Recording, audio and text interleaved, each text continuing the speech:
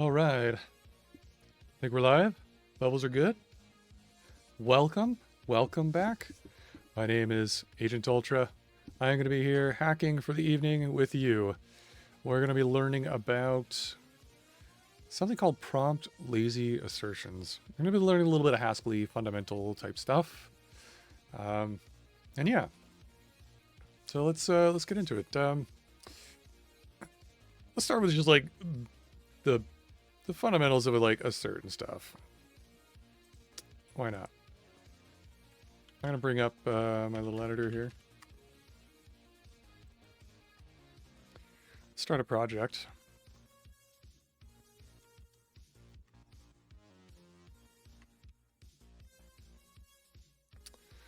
We will update. I'm going to update because I haven't updated stack in a while in this VM, I don't think. So we're going to just poke in a little bit on like what kind of assertions we have. And the kind of assertions I'm going to be talking about tonight, we're going to be learning about tonight, are not like the test assertions that you would write in like a unit test or an integration test or something like that. Kind of assertions I'm talking about are like runtime assertions. So, the kind that make your program crash if the precondition or the predicate in the assertion fails. Kind of like, almost like precondition checks. Because I think they're technically run like before. So you have a couple of options for this in Haskell, as is, which we're going to see. And then we'll get into the paper and look at why the bare stuff in base is like okay for some things, but not like a lot of things. Not like a real large project. And has some limitations. And so like we're going to learn about what those are and stuff like that. Stack new, and we'll call it I'm just going to call it disco for now.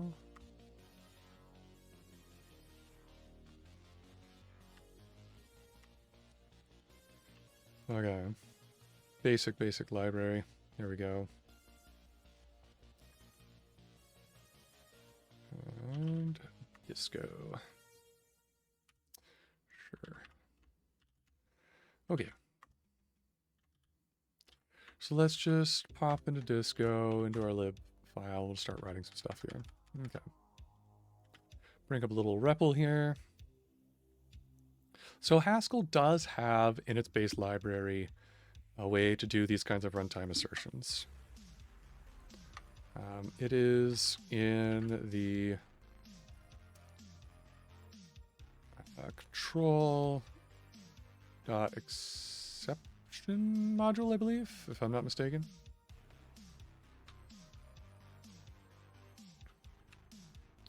I don't know why this is froze or slowing down a little bit here.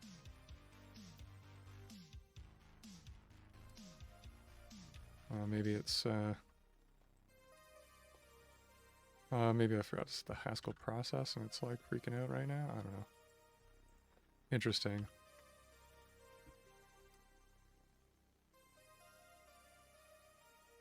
Oh, or maybe it already detected that it's Nix and it's doing this.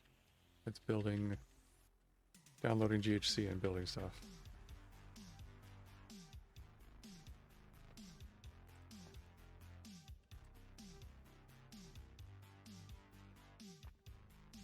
Oh, it's died.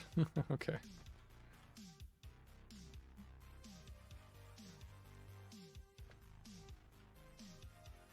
No, Emacs, we will not.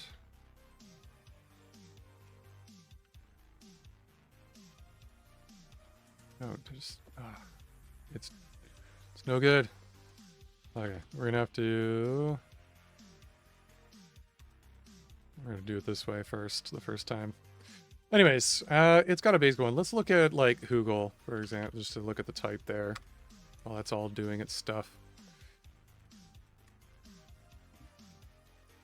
It all starts with this. And you probably have this in like every language in existence. It's no biggie, right? It's just a Boolean expression followed by some expression of type, well, in this case in type A, and then it just returns type A.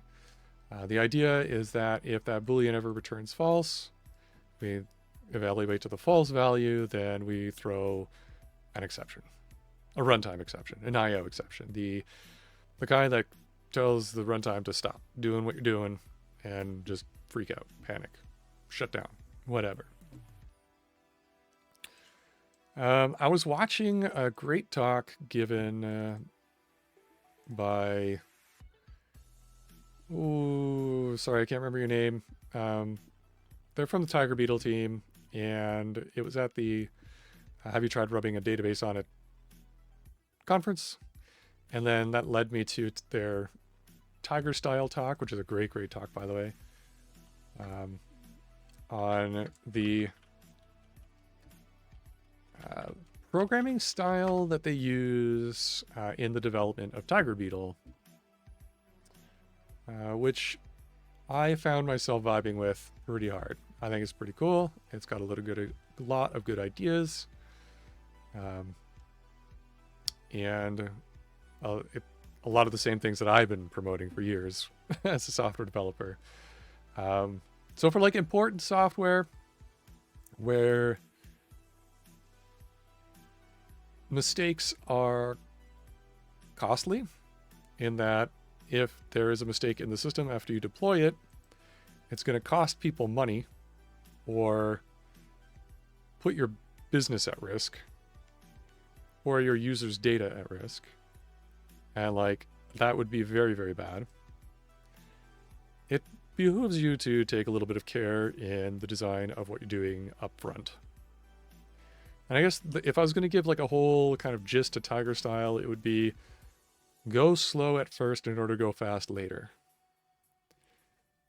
And one of the things that they do is they were inspired by NASA's 10 software programming commandments, basically.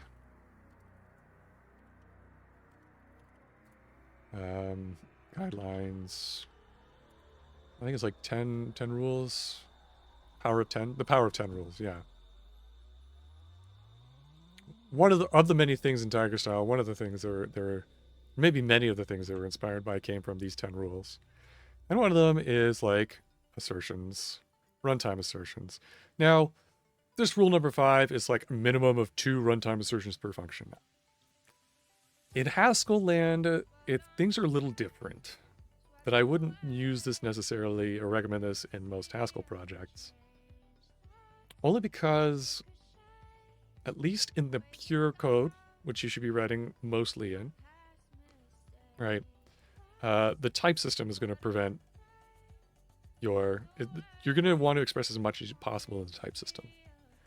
Specify as much as you can at the type system to prevent, to make sure that everything's like correct by construction and can only be used properly, right? Can't get into make illegal estates illegal, unrepresentable, parse, don't validate, all those kinds of rules that come into Haskell, writing like really good critical Haskell code.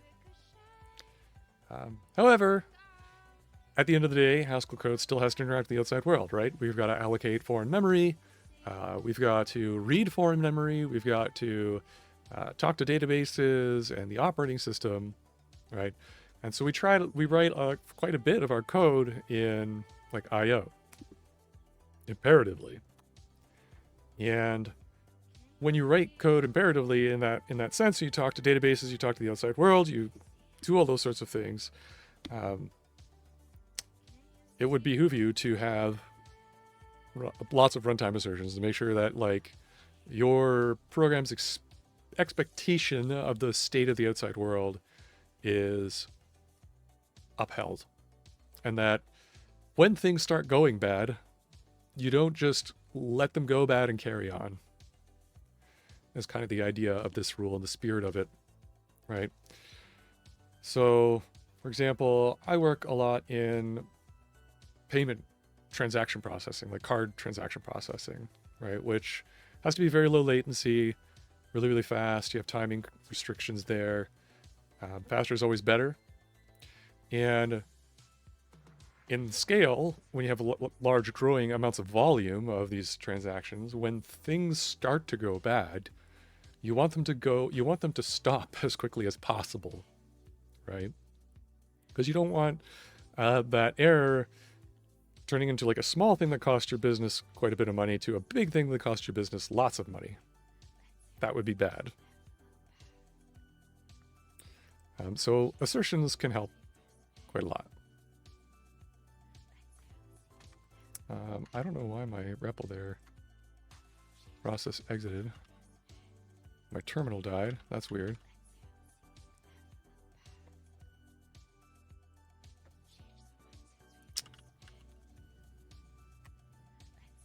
Anywho's, so that's the general gist and the idea that we're going to be working on and learning about tonight. If things would work.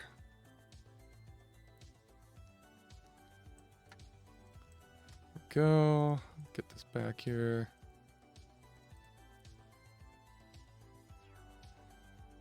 Right. Okay. So back to Haskell stuff. All right. This assert here has one kind of limitation to it, and it's a very important one. In that it's eager in this argument here. Right, and that can be a little problematic when you have assertions that you want to make on large structures, right? So you could end up accumulating a lot, and like strict languages have to deal with this, right? If you're going to use assertions in your strict code, right, you have to accumulate all your data in memory first before you can make that assertion. But Haskell is lazy by default, which is a good thing in a lot of ways. But you have to be aware of this. Right. It's good in a lot of ways, I find at least, because you can have a very generic, highly generalized code, which is easier to reason about in terms of correctness, but it's also still performant. And the thing that people, and I've run into this with programming in a lazy first language, is like controlling memory usage. And for the most part, in a lot of cases, you don't really have to worry about it until you have to. And so this is one of those areas, I think.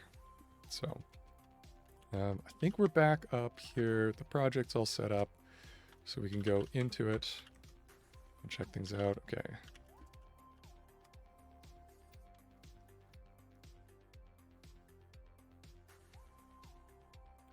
So ideally, we would have like a kind of assert that is able to have labels there.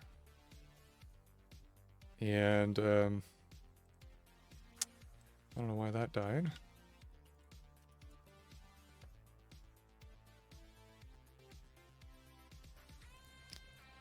Oh, that deconf issue came back. I had that actually fixed for a little bit.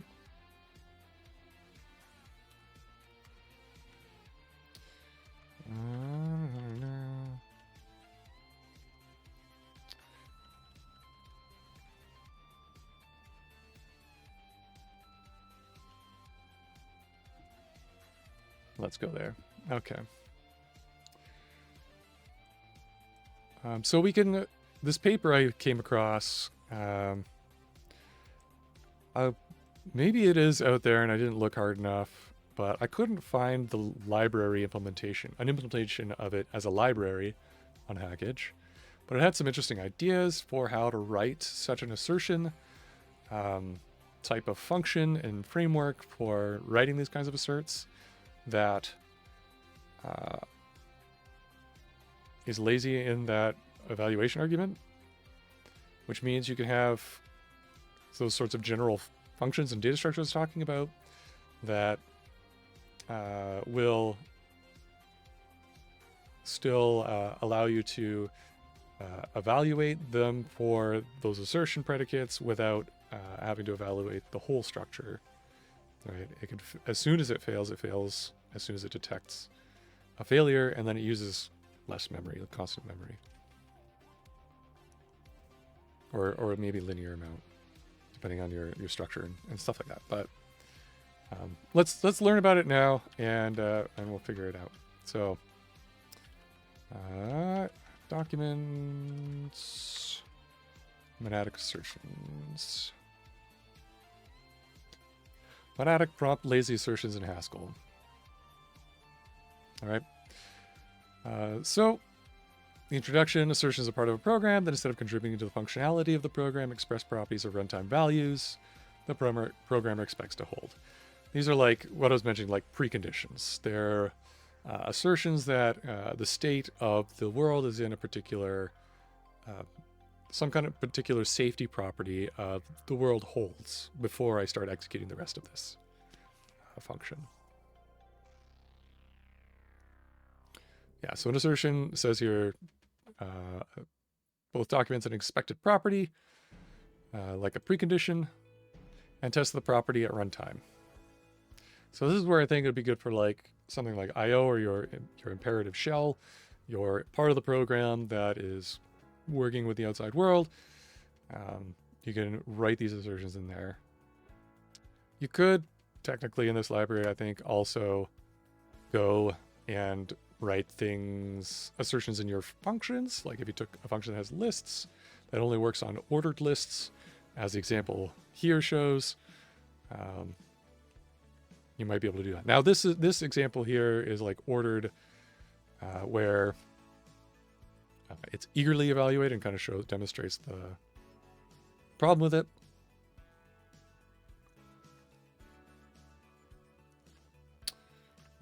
And if I go back over to the code,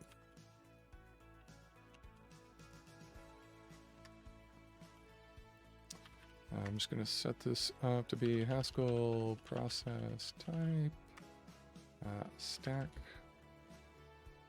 GHCI. Okay, and that should be there. We go. Okay. All right. So control.exception. All right, we have type of assert, right, assert bool.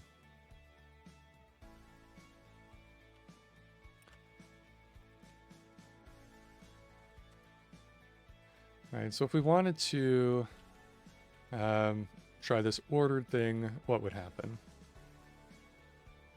All right, write this function, go over to lib.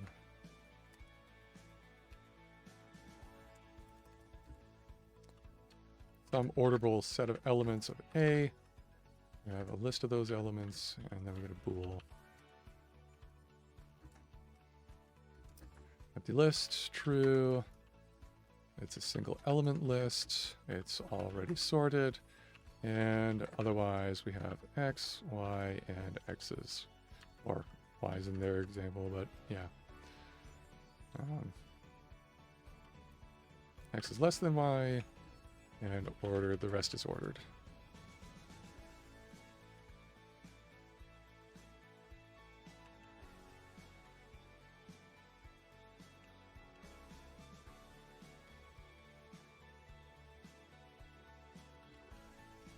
I'm just going to leave the export list off for now, just because we're just hacking around. All right, so we load this and compile this. We can assert ordered, say on 1, 2, 3, 4. All right, and supposing that's true,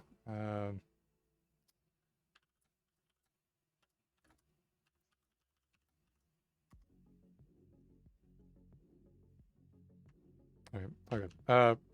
Ignoring the type error there, that's just because Haskell's like, what type is this? But we got the effect there. We could also like maybe just make this a value, and right, X is the value hello. But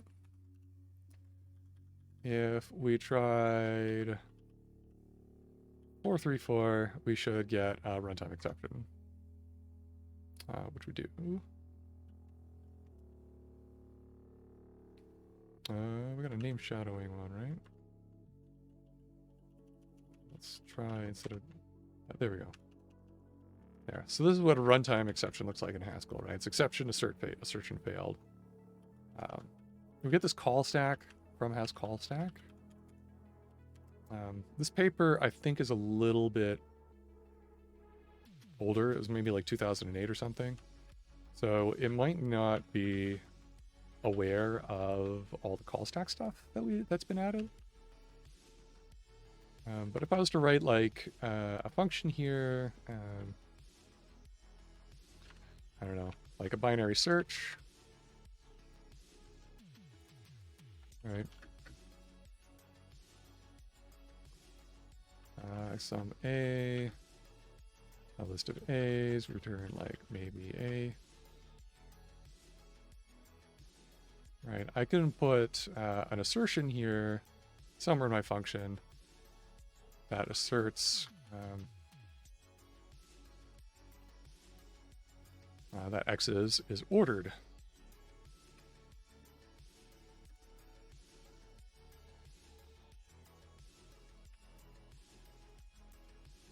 Right? If I have that in scope.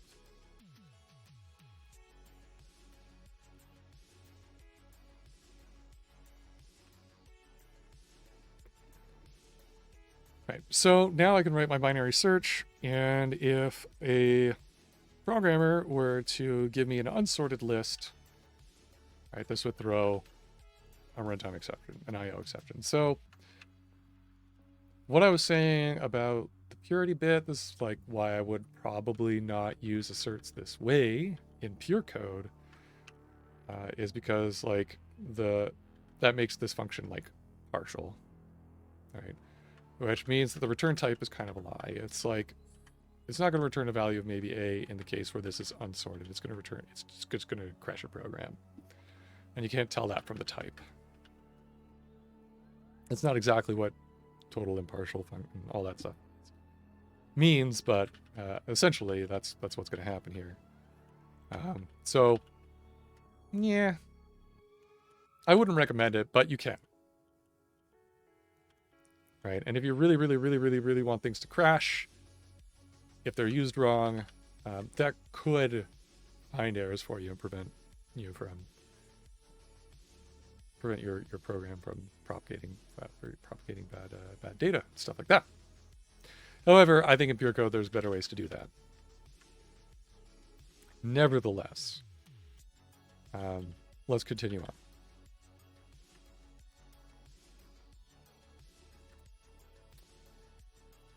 Right, so we can use them for preconditions, right? Checked insert, hit there, that example. Or a right, and then you can write insert into a list so that it's always ordered.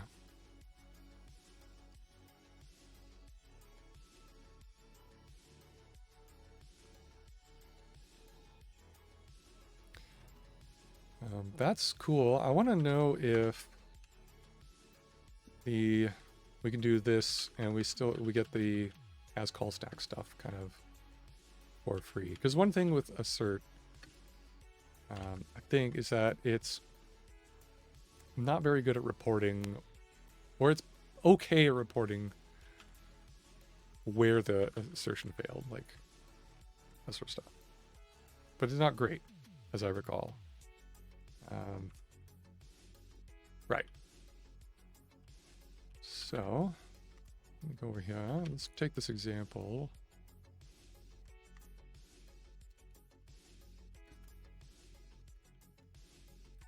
Take ord a list of such a's. I'm returning a list of such a's.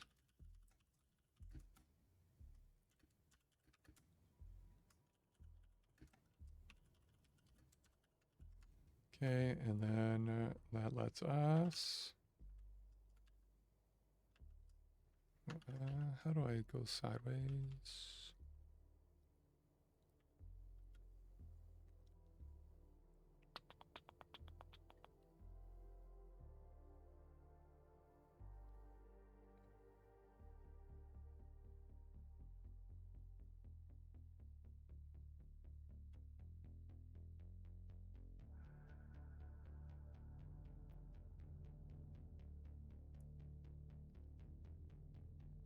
I don't usually have this problem with it. Scrolling sideways. Scroll left. N or T? Oh no.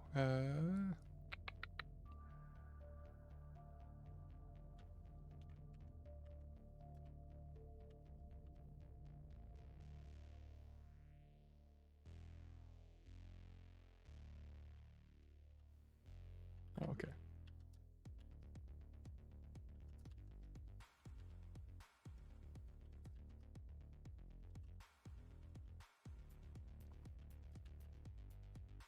Ah, come here.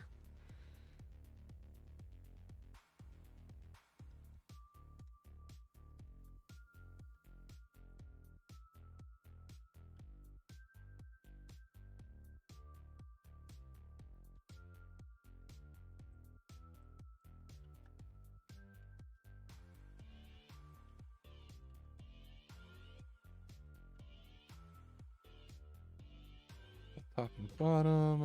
Okay. Weird.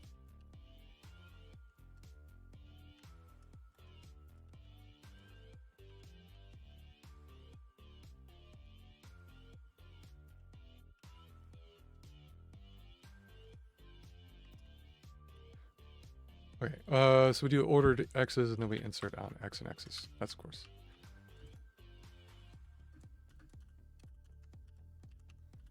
Assuming we have insert.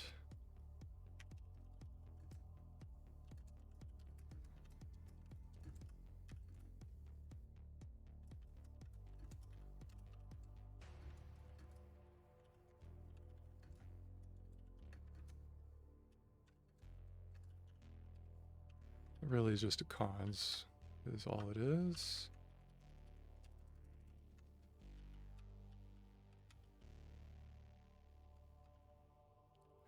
Okay, let's save that, and then load that up. Okay, redundant constraint, thank you, sure.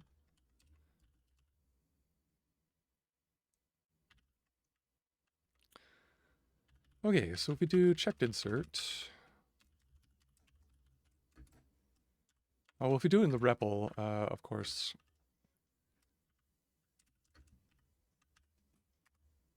All right, we're gonna get that's fine. If we try to do 8. And that shouldn't...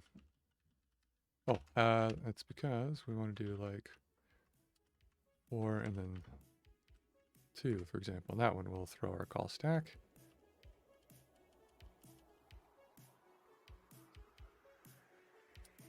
Okay, so we get like the one level assert there. So hopefully, I guess maybe it'll all just kind of pour out.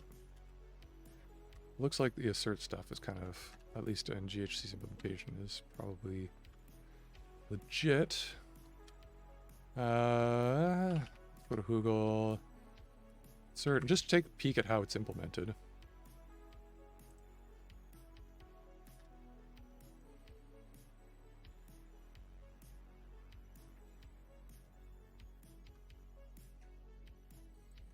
This is the assertion function.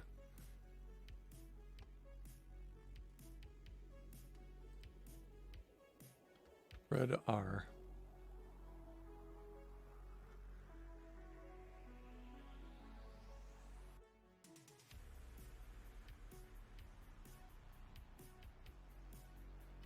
Okay, so yeah, okay, so the compiler may rewrite it to assert error line.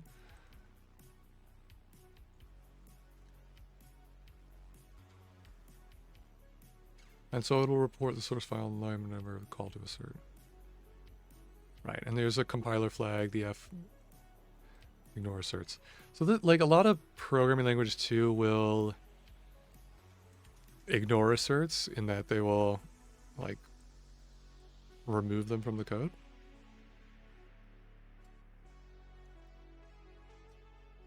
Or in this case, when they're turned off, the first argument to assert is ignored, and the second argument is returned as the result.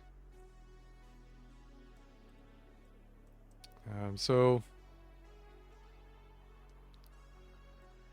I don't know that, like, there might be cases where you want to leave them in for your production builds. And I guess in the Tiger style stuff and the Zig people, or the Tiger Beetle people doing stuff in Zig, they, at least in their talk, I think they said they leave them on, they leave them in.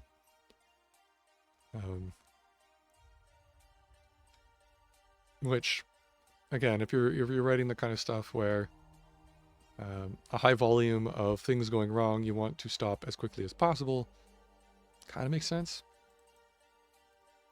So you might want to leave them in.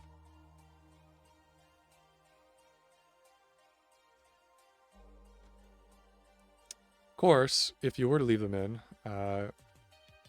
you also want to make sure that, like, what you're evaluating is bounded and good to, not going to run out of memory or anything like that. Okay, so tracing, that's good. Let's get back to thing here. Okay, and this is kind of like the issue. You take 4 of the infinite list, and with checked insert, you get the problem of not knowing if you can insert or not. It'll never finish evaluating because the list is infinite.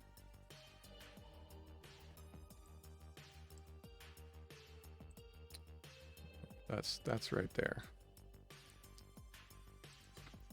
Hopefully that makes sense. Not too surprising.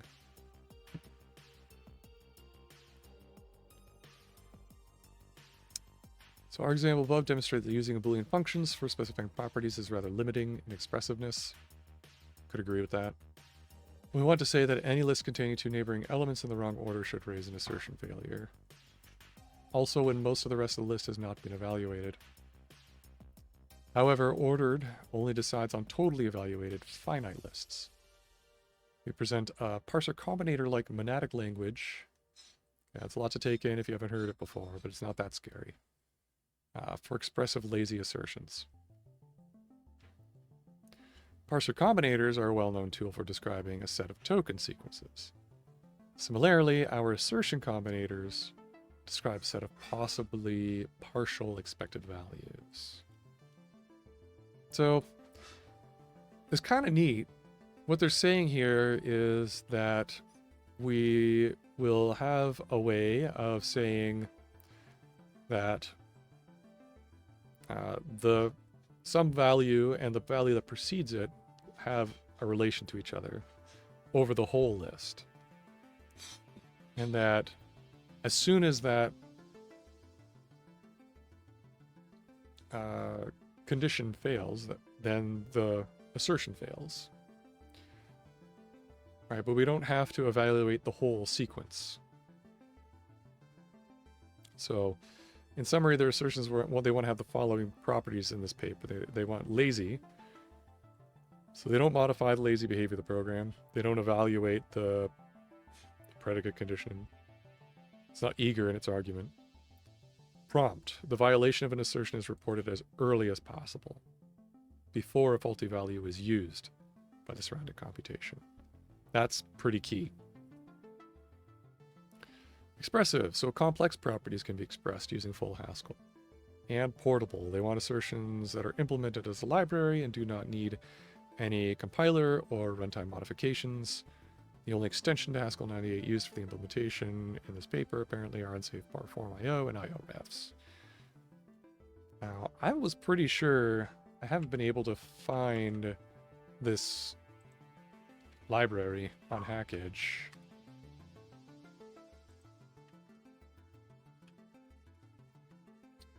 I do a quick check for like assert. It's like helpers for controller exception to asserts, quick check, assert failure, lawfulness of type class. No, probably not that. And I think this is only, there's only 30 entries. At least for this keyword. Maybe they called it something funny. HUnit, quick check property monad, tray diff.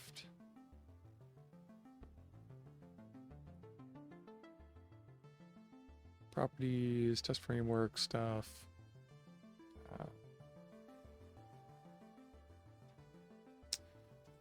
Yeah, so runtime type assertions for that's for testing, a test library again. Generic typers should not type check. Lawful. And like some syntactic sugar for improving a certain error, but not like the library based on this paper that we're kind of thinking about here. That's all I've been able to find so far. So we're gonna try following this paper and seeing how far we can get implementing some of this stuff and trying it out. Okay, so first, the assertion monad. So expected properties are specified in a monad try A that combines pattern matching and non-deterministic computations. The combinators are used very similarly to standard monadic parser combinators. I've used monadic parser combinators. If you've written any kind of Haskell for any amount of time, I suggest checking them out as soon as you get past like understanding how to use functors and very basic monads like maybe and either. Pick up a library like attoparsec or what's the other one, big one? There's tons of them. Haskell parser combinators. I think it's like monster. There's even one in base library. Parsec. All kinds of them. Okay. Pick one. They're pretty cool. They're really, really fun. And they're easy to get a handle on. And you'll be using applicatives and parser and monads and functors in no time. Okay, so like what they're talking about is they're going to define for us a set of combinators. These combinators are like little tiny functions that do like one little thing to part of the input and then pass on the rest.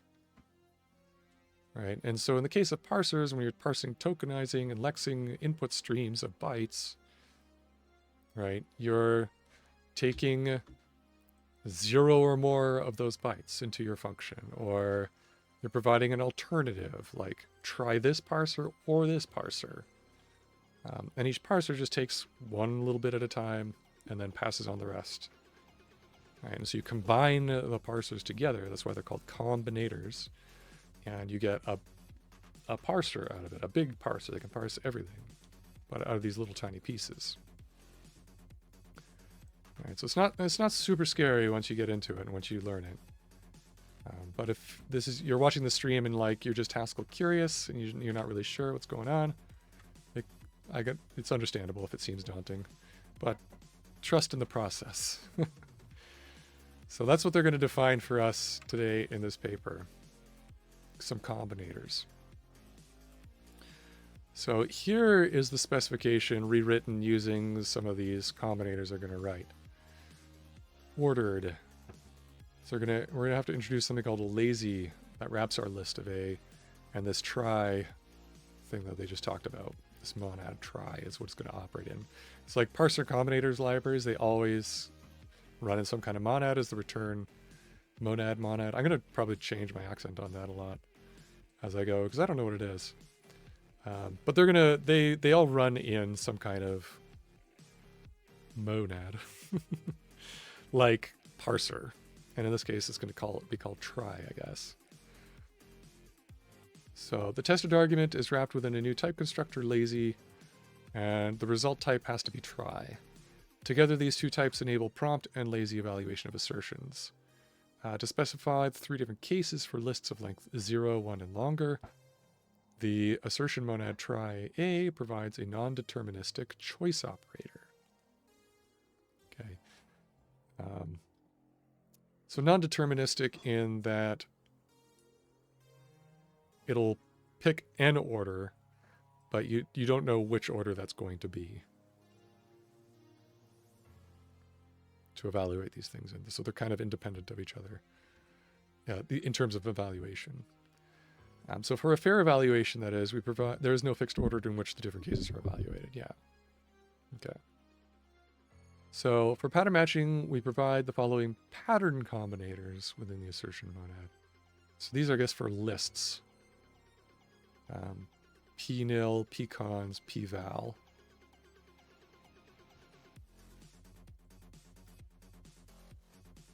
So for each data constructor, we provide a pattern combinator that matches only the constructor and that yields the substructure as a tuple within the trimonad.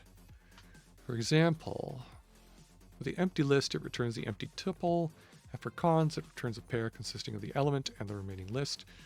The combinator p-val matches every value and directly corresponds to a variable. Finally, the function guard is the standard Haskell function that integrates a Boolean test into monad plus.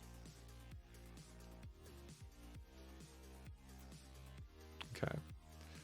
So let's try implementing that in our little library. We'll get rid of this. Get rid of this. Get rid of this. Hey, Hartley, for you. What are we doing here? We are learning about how to implement style of assertion, like a runtime assertion in Haskell, that is lazy in the predicate argument and from this paper. And so it's lazy in the predicate argument, and it provides a little bit, it's going to build up a little bit of a library of some functions that we can combine together in order to do some interesting predicate functions on lazy data structures. All right. So it's going to let us do things like write functions which say like an element of the list and the element preceding it have some kind of relation together that we want to hold before we execute the rest of the function. So we can make that assertion using this library. We're going to try, I haven't found an implementation of this, like a library that implements this paper. So we're going to try our hand at doing it here on the stream and see what we can figure out and learn about lazy data structures, evaluation, and writing runtime assertions in Haskell. Yeah, so that's what we're doing.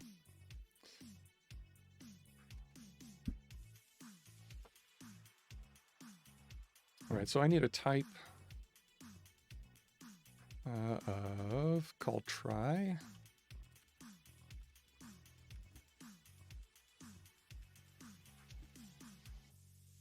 Yeah, maybe I'll define it like this.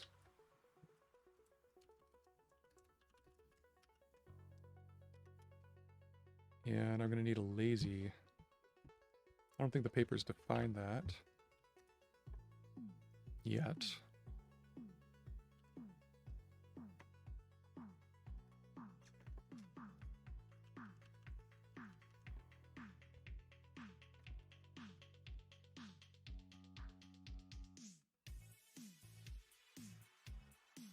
Okay.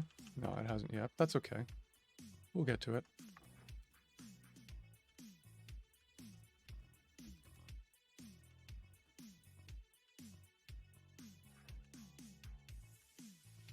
Oh, I need a constructor name there. So I'm going to put that here.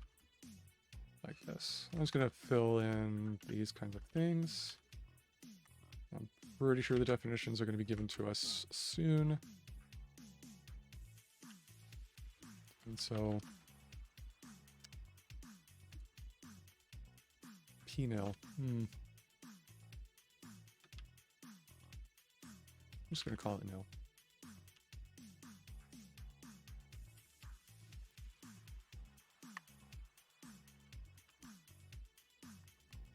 All right, cons. I'm going to give a lazy list of A. Return a try and a tuple of lazy A and lazy list of A. And we get val. It's just a lazy of some value and a try of that value.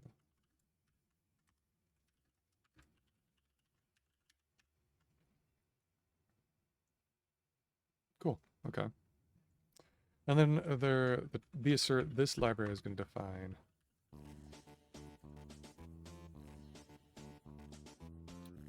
right, is going to be string to a function, lazy a to try. It's going to be right down here.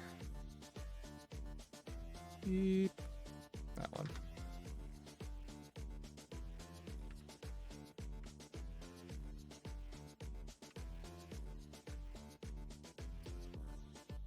A string, or let's be reasonable. It's probably gonna be text, but we'll do string for now.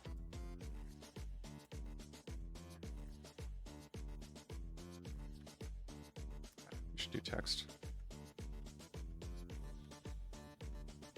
Okay, and we need function, some lazy a to try of unit.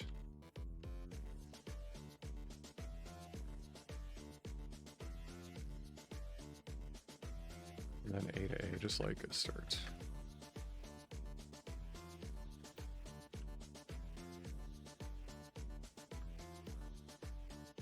Okay, so it says the first parameter is a label naming the assertion. Good. When an assertion fails, the computation aborts with an appropriate message that includes the label. This is where I'm not super sure that it's going to be necessary for a library in more modern Haskell where we have tracebacks. Spoiler alert, I read a little bit of this paper already, so heads up. Maybe we'll just go with it and write it anyway, and then just kind of like carve this out. We want to try and turn this into a library proper, if we don't need it. Anyways, continuing on.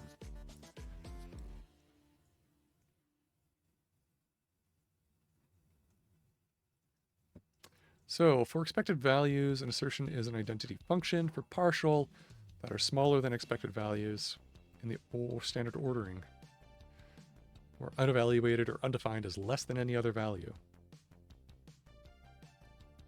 Assertion cannot be decided, and hence it is also the identity function. For any unexpected value, the assertion raises an exception. Okay. I think that makes some sense. To prevent an assertion from evaluating too much, the property has to be defined as a predicate on the tested data structure. The implementation of assert uses a class observe to ensure that only the context in which the application of assert appears determines how far the tested data structure is evaluated, and only that part is passed to the predicate.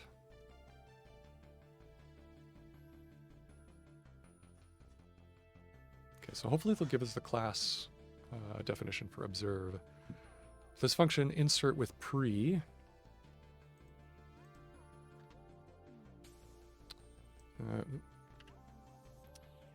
insert with pre. So we change the structure here, ord a to observe a, and add the condition observe a. So just as before, we insert x. And then we can have assert our assert on order with the ordered predicate on x's. Okay, so the assertion is evaluated in a prompt, lazy manner, as the following call shows. Take 4, insert with pre from 4. We go 3, 4, and then concatenate 1, 2, so lazily. All right, that's going to be evaluated. Then we get an assertion fail here. And so beside reporting the failed assertion, we also present the wrong value to the user and highlight those parts that contribute to the failure. Here, these are, besides the unordered values, all const constructors above the unordered values. Because the assertion would not have failed if any of them was the empty list. So I think what they mean there is that, for example, 3, 4 with concatenation of the empty list, the assertion wouldn't necessarily have failed there.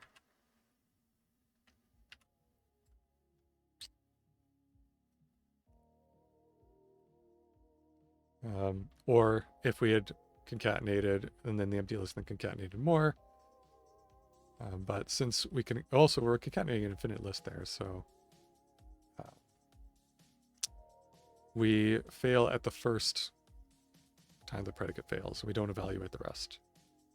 Because if that was infinite and it was eager in the arguments, like if our assert was eager in the arguments, then it would evaluate the whole concatenation, which we don't do, which is nice. Okay.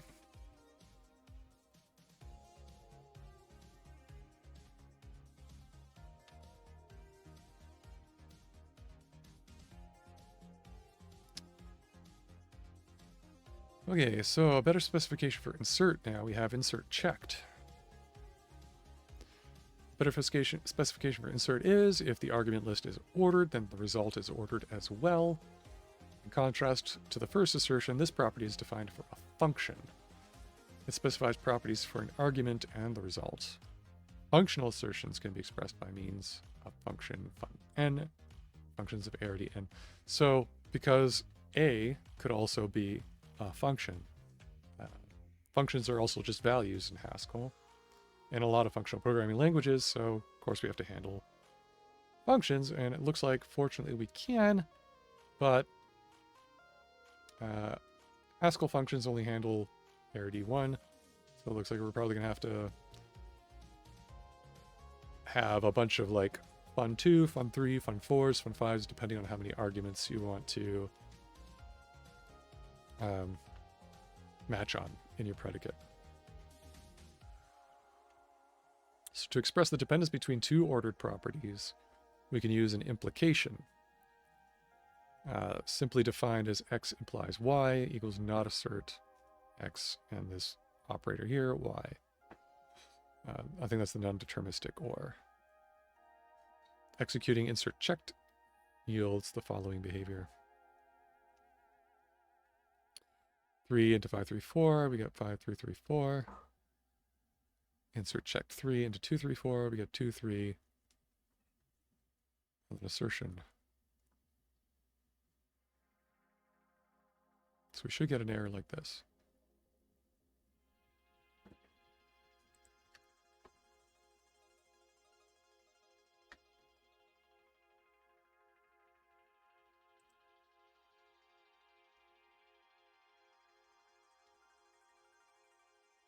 Okay, so I don't know if they're going to give us an definition for these like things like nil, cons, or val, so we might just have to write them ourselves, which is fine.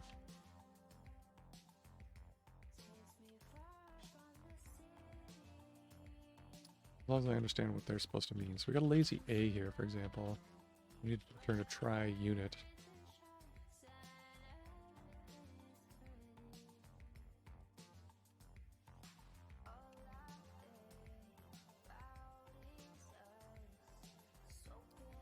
Oh, we don't have text and scope, so let's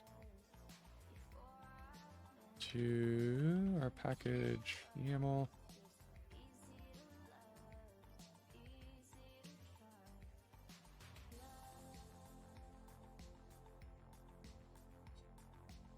Dependencies and text.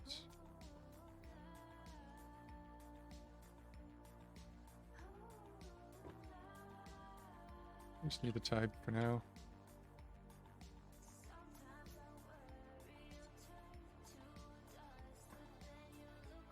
Okay, there we go.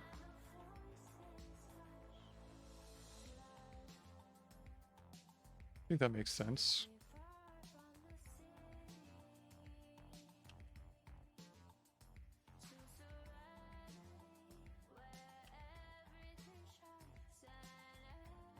Need to ignore the argument.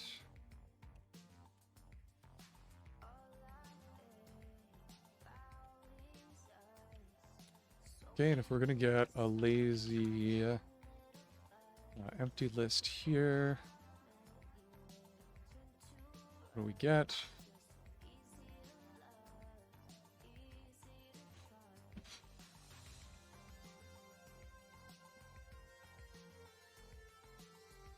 Feels like what's con supposed to do? This is like a this is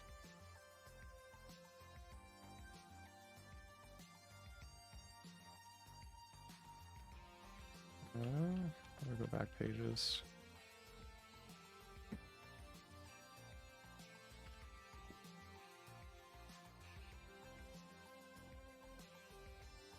P.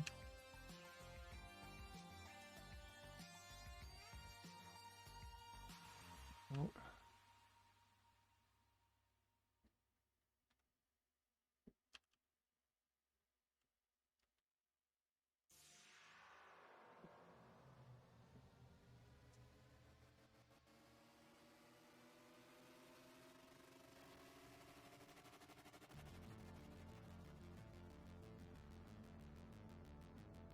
Just P. Okay, plain P. Gotcha. Yeah. For pattern matching, pattern combinators, P-nil.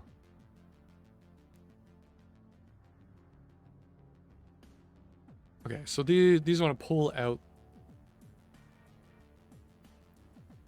the data in it. So for each data constructor, we provide a pattern combinator that matches only the constructor and that yields the substructure as a tuple within the trimonad. Okay. That makes sense. So cons here is revealing the substructure of a list that's contained in our lazy A here. So we have the empty list, we have nothing to pull out. So we'd give try, and the tuple would be nil, nil.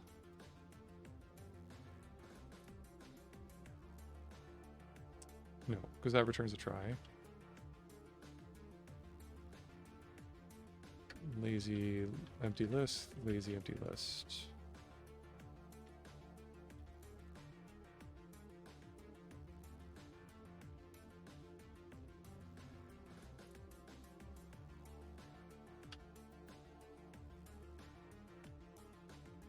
It has to be wrapped in parentheses. And then the other case we have is a single element X. In fact, I don't think we need the single. We can just do X and X's. That'll cover the rest. Lazy X and then lazy X's.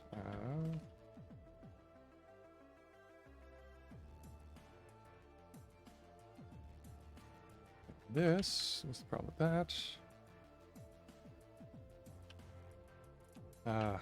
We can't have A, we just need A. We don't have such an A here. Let's go paper.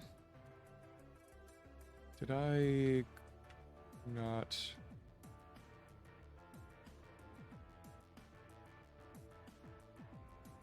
So that has to be partial itself, doesn't it?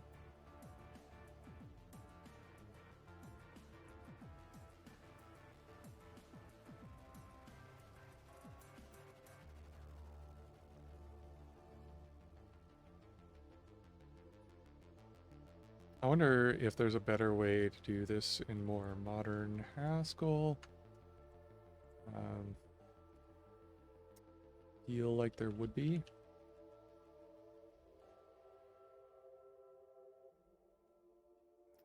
I don't have anything to put in there that makes any sense. Alright, so we...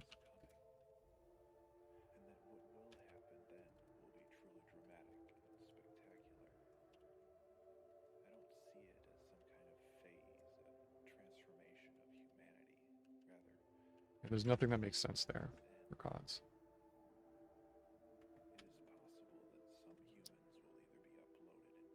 And then val, we just pull out the X, just try X. And that should cover all of those. If human beings are uploaded or augmented, I don't think it's appropriate to call them human anymore. They will be something else. Something. I don't have show instances, so let's go ahead and add some of those.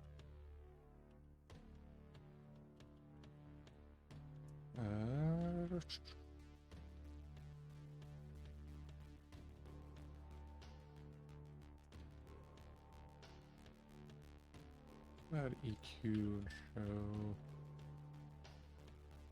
We need deriving strategies.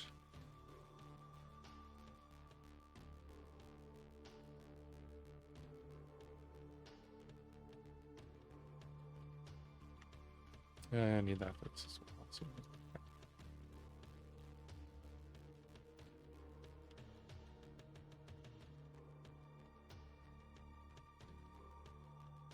Okay, that seems like it should.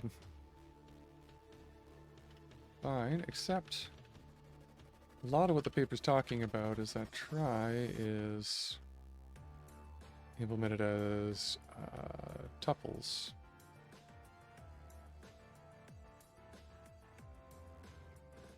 Oh, but this doesn't matter. Get try is the same thing. We just have to use get try on top of it. That's fine. Never mind. Don't mind me. Okay, moving on. So to prevent an insertion from evaluating too much, the property has to be defined as a predicate on the tested data structure.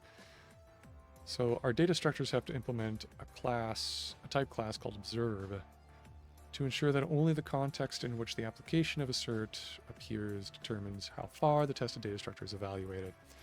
So this is important for your lists, right? Which can be, as long as they want to be, they're not bounded. But also like trees and things like that. So does it give us check of the implementation of observe? Right, non-determinism. Okay. Oh, they actually update the implementation of try there. Interesting. Okay, there's our... Oh, there's our... Ah, okay, cool. There's the implementation of pcons and pnl and stuff. So we have the failure case that we discovered implemented there. And an implementation of monad for try as well. Cool. Well, let's go ahead and try that out.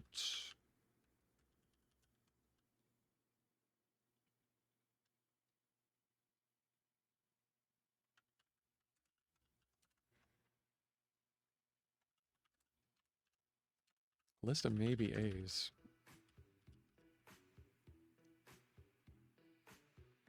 So each individual result may not be computable because of insufficient evaluation. Okay, so they want to keep track of all separate suspension. Oh, okay, this is because of the evaluation stuff that I kind of skipped over in the paper. The idea with all of this is that we can develop a data structure for our evaluation called eval tree, which enable Haskell computations to respect how far the arguments are evaluated. So in order to do those cool things that we saw with some of those specifications, like being able to trip on the and stop evaluation of the predicate as soon as we discover that the assertion doesn't hold, and we don't evaluate the rest, they're saying we should implement, they implement in this paper at least, an eval, something called an eval tree. So they're keeping track of which, like, if you want, like, terms or expressions have been evaluated so far.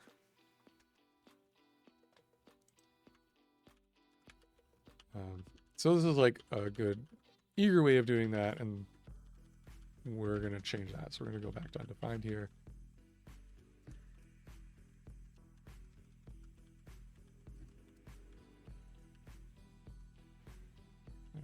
and take a look at this stuff.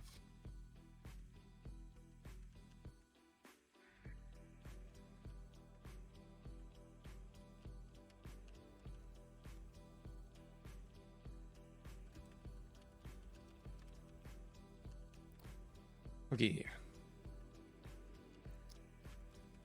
So let's check out the eval tree.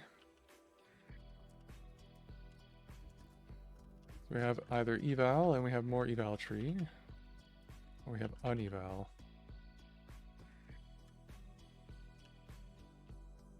So kind of like a rose tree sort of structure.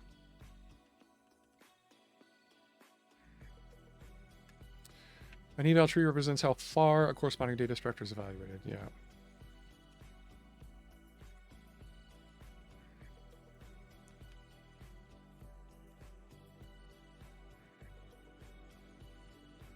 Okay, so if the data structure contains n area evaluated constructor, or like n constructors, then the corresponding eval tree contains an eval node with n eval trees in the argument list.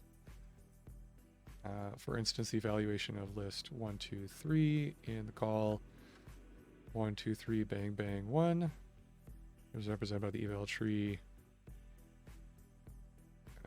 eval, uneval, eval, eval list, uneval. In later sections, we will refine in the definition of eval tree further. We can introduce the type synonym lazy A as an eval tree of A. Okay, interesting, interesting.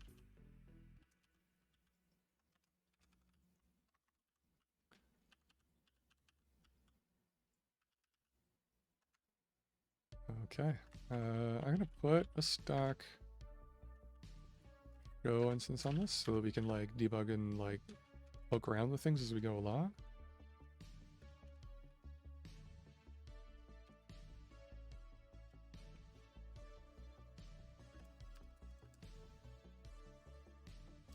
I don't know if we can, maybe we can do it as a new type. It's just a tuple, that should be one thing. And then we don't need to use type alias, which I don't like, they're kind of gross. So in which the values are paired with the corresponding evaluation information. Okay, because Haskell pattern matching works from left to right, some of our later definitions are simplified by having the evaluation information as first component of the pair. The lazy A type enables us to define an assertion that respects the evaluation state of the tested value. Okay, cool, cool, cool.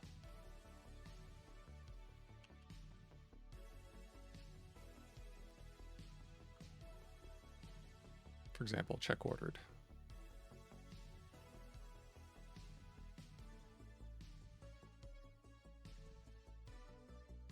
Okay, so we'd have to change the definition of check ordered to that in this language.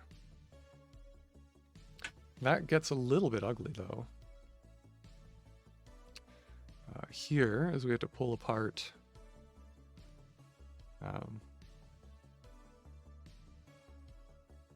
the list of nodes here on the eval side.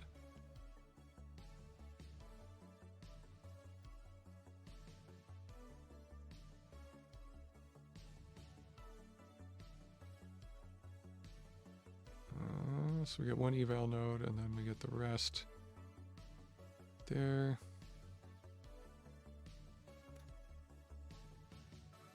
Yeah.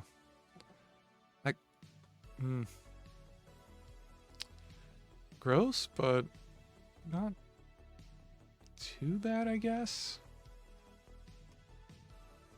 I'm wondering if maybe the library can provide this kind of gross code. The users don't have to write it, but if they need to, they could, I guess.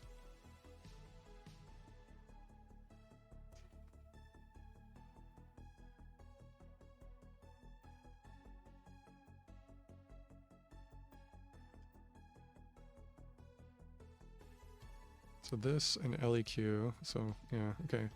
The result of check ordered reflects that besides being ordered or not, there is a third alternative, nothing, namely that at this stage of evaluation, it is not possible to decide whether the list is ordered or not. For comparing two elements of the list, we use a variation of less than equal that also respects the eval tree. I guess that's what L equal is. And finally, the results of each comparison of two elements are combined by a modified version of Boolean AND.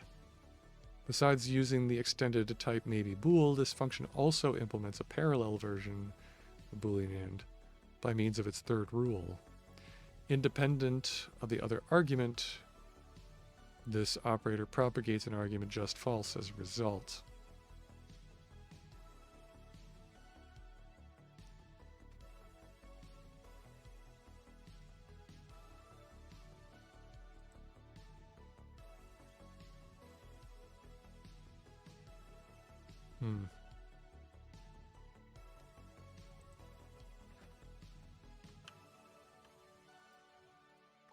Right. Okay. So we have less than equal. Lazy int. Maybe bool.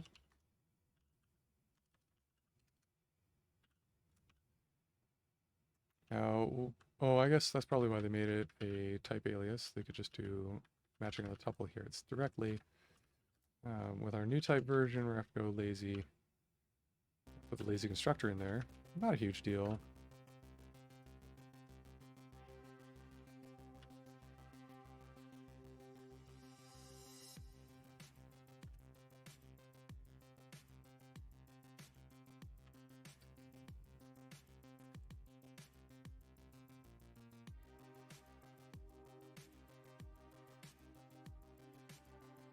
X is less than or equal to Y.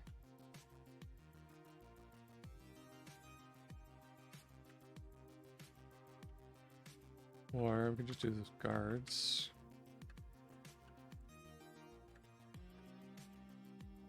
Yeah, it's kind of redundant.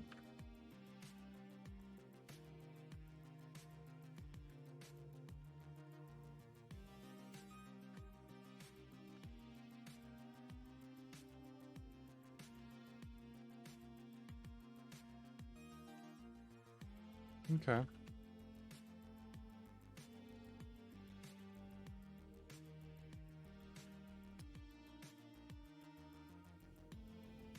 So if I go lazy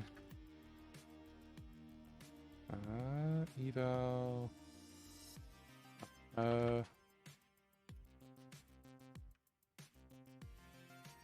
we got an eval tree. I don't even construct that. Eval, like I just want to do like try L equal 1 and 2.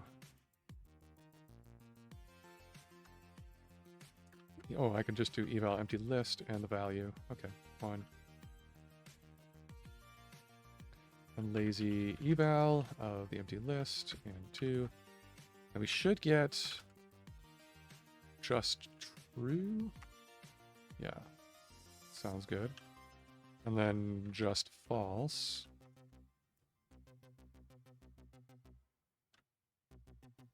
Okay, and then if we have an unevaluated node in there, we should get nothing. Yeah. Okay. I think that makes some amount of sense. It'll probably become a little bit more clear what this is going to be used for as we soldier on here. Okay, so then after less than equal, we've got our weird and. Oh, Electric, you are banned. There is none of that happening on this stream. And reported.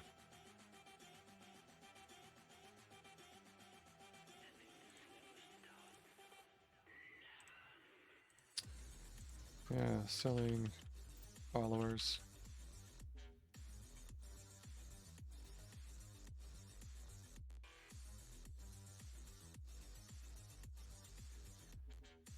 Okie doke. We get those every now and again. Good times. Okay, so what do they call this, like, weird and?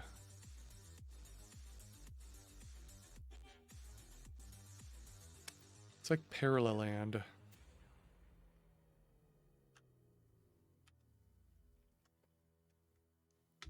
It's kind of funky.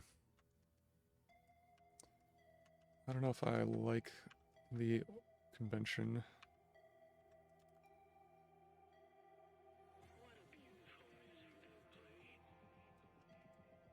Maybe it works. I don't know. Maybe bool. Maybe bool. Maybe bool. Interesting that it's not using lazy, like less than equal is.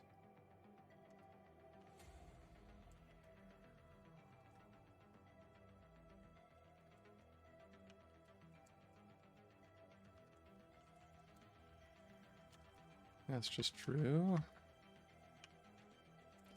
Just false.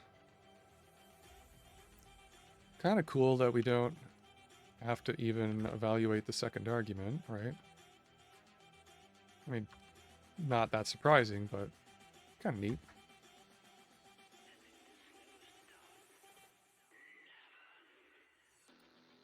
All right, then we have just false. Otherwise, nothing. Oops.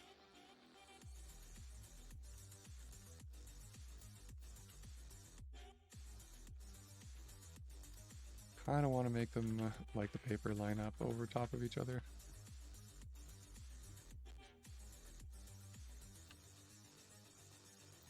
I wish there were, actually there might be one. Hang on. Line on those first.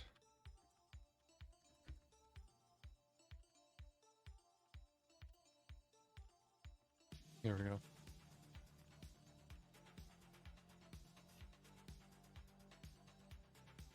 That compiles okay.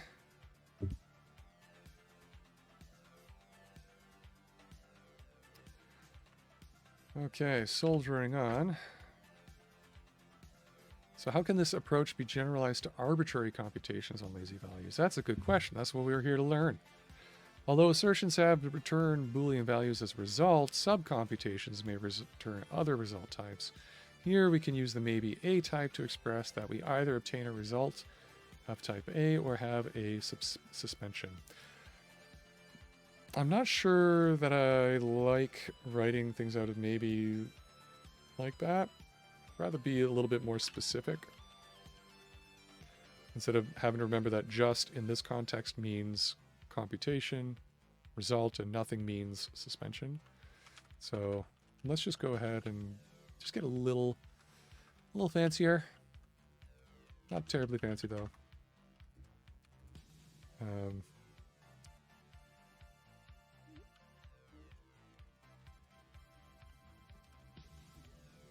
We either have a result of a... it's going to be just like maybe a... Maybe. We're just going to name it differently so that it's just a little bit more obvious.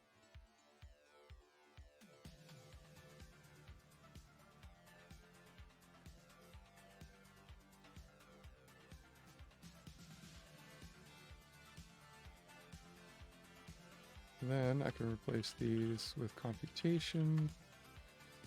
Each. And then just be result and nothing and be suspension. So as we're reading the paper, I guess we'll have to like keep track of that for ourselves, where we've decided to go off the beaten path a little bit. But hopefully it'll be worth it. We gotta realign everything. That's what I hate about aligning things.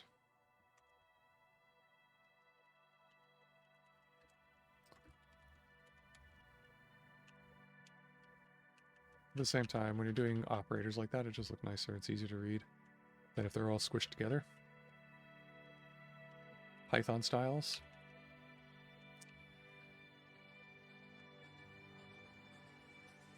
Okay. So, following along, non-determinism. Looking ahead, we do want to restart suspensions when more parts of a tested data structure have to be evaluated. So like, you know, our x and the value preceding it in this list are both less than or equal to each other, so that relation holds. Now we got to evaluate more of the list in order to determine the next step. So, cool. Hence, we need to keep track of all separate suspensions and cannot simply conflate several into one. So suspension and suspension is suspension. The result is to use a list of computation values as a result for computations on lazy values. Each individual result may not be computable because of insufficient evaluation. Okay, cool, cool, cool. So our idea for try now is that maybe it'll be computation of a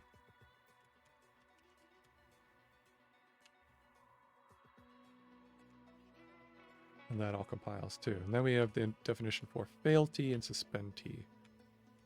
Cool. Or just fail, which I think comes in the prelude, so call it fail try. Try of unit. That'll just be the empty list. And suspend try.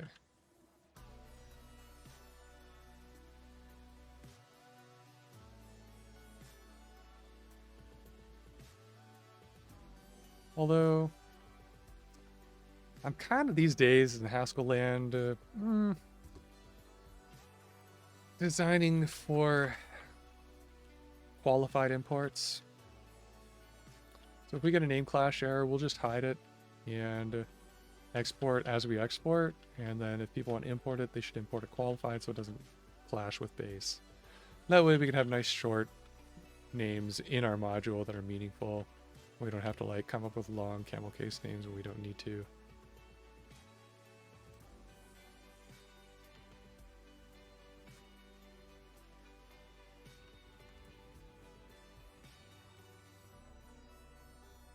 Suspend, try, suspend. Or what we didn't call suspend, we call it suspension.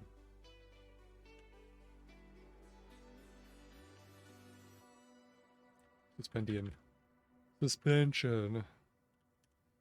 They were getting close to the end of the stream, but not quite yet. We got a little bit of time. Okay, so the type constructor try forms a monad. Namely, the standard combination of the non-determined list. So a combination of the list monad and maybe monads. Once you look at list as a monad, you can do a lot of cool stuff. I like it. It's fun. You should try it out sometime. And the maybe monad, in which functions are applied to all list elements. So there's our definition of the instance.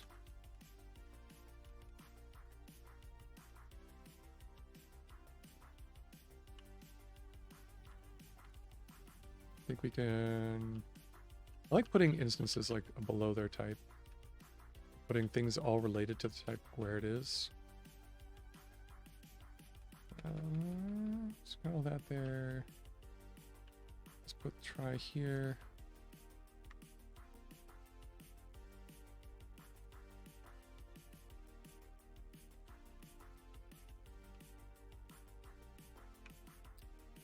We got a try of these, they say, bind to the function f.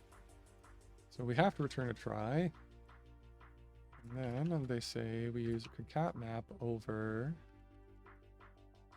apply result. It's totally a paper when it uses nice short ends in a lot of places unnecessarily. Try and fit everything in.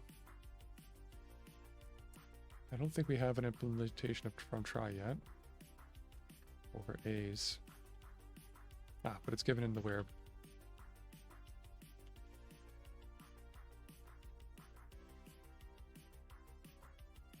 I like to give types in mine. So that clearly takes a try. Some A and returns the A.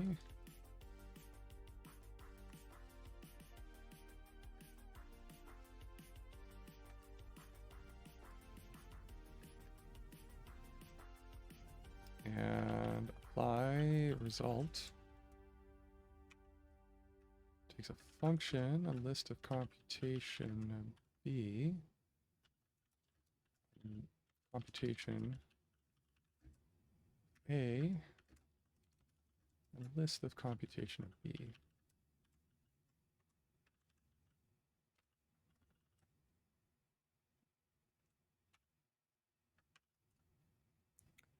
Alright, so we have a result of x, f of x, and then a suspension,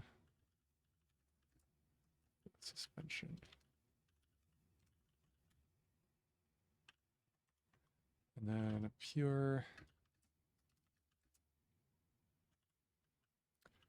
try of results of x.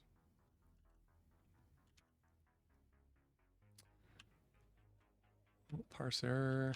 Where did I get the parse error?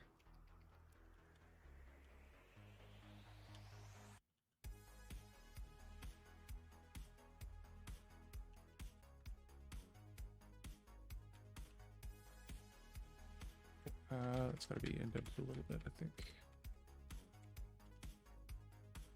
There we go.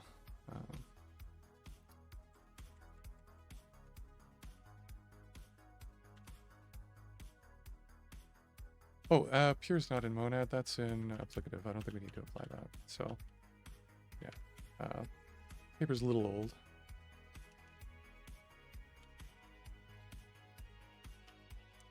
So we're gonna have to fix this, probably, to make it work.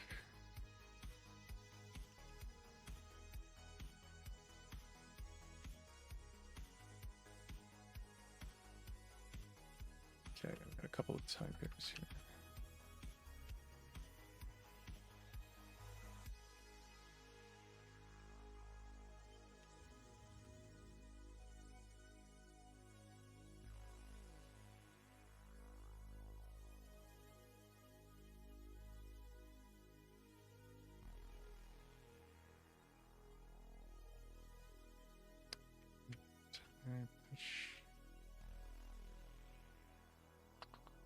Yeah, so we need applicative as well to get pure. So let's try writing that ourselves. It's given in return, basically.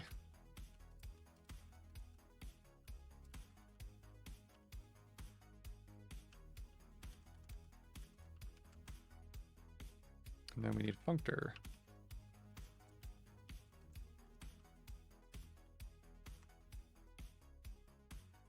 This was going to be, let's see, we need an instance of if map.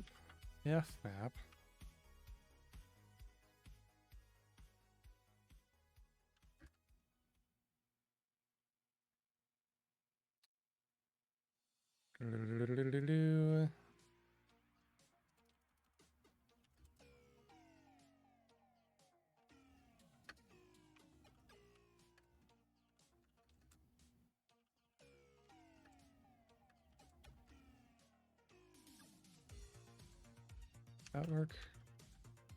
Sorry, it wants F map.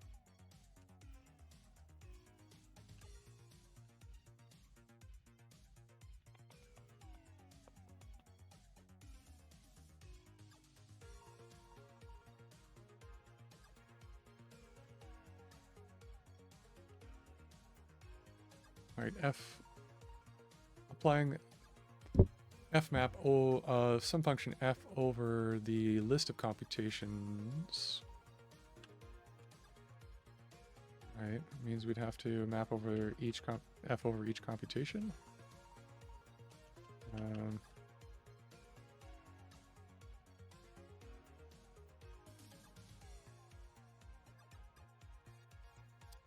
But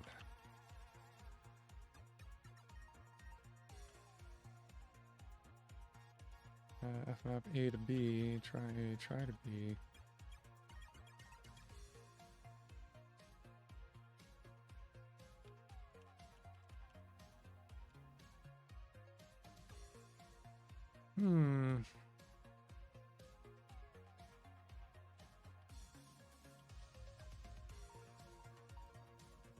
Let's put a type hole there.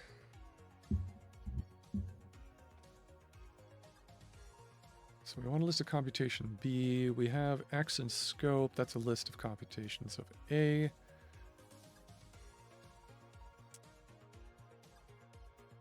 Okay. So we need to make computation. So we have F in scope, which goes from A to B, some function. It goes from type A to type B. That's down here. Right. Let me just make it a little thicker. Right there. Right. And then we have this X, which is a list of computations of A. All right. So what we could do is make computation, because it's supposed to be like maybe also a functor, and then we should be able to fmap in over F over these computations in order to get computation A to computation B. That's my theory.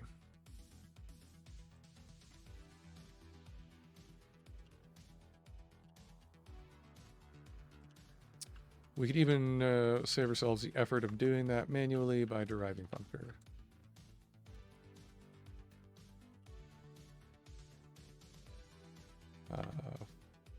Driving functor or derived functor? Derived functor.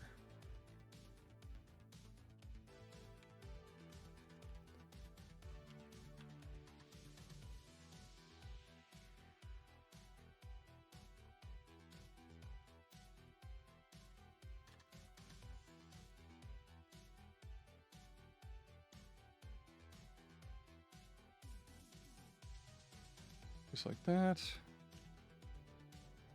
And then we might even be able to do that as well. Try.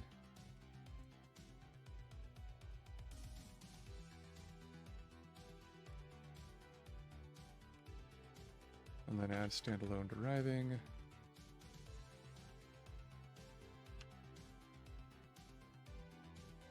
And that all compiles. Good stuff. Okay, got a bit of a warning here. Okay, no explicit implementation for those. I guess we got to give one of them.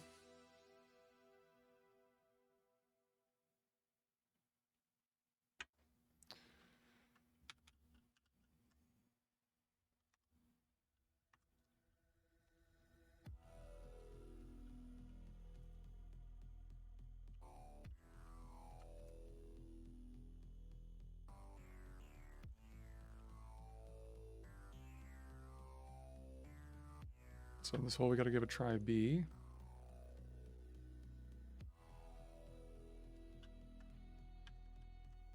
So this should be a try F.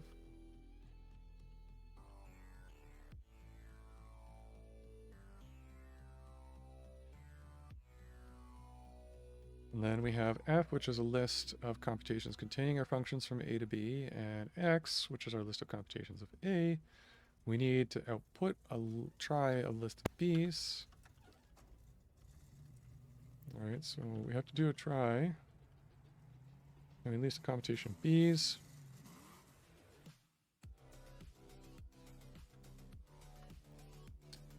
We should be able to do F B's or X.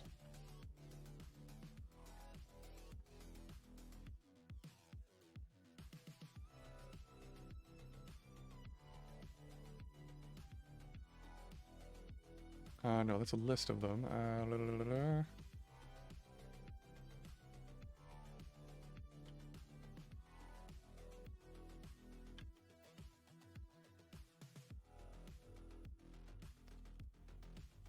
That's gonna be a map, isn't it?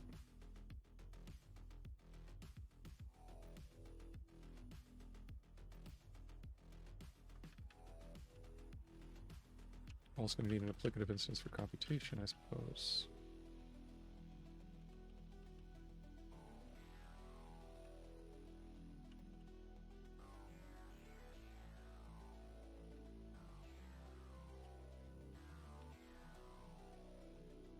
Okay, so we need an applicative instance for computation, because like we're going to be basically... The easy path would be to, yeah, use maybe. I know. This will be worth it.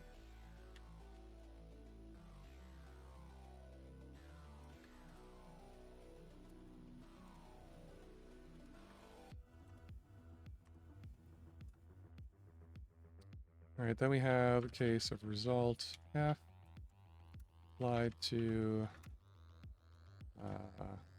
result of x equals result f of x. And then we have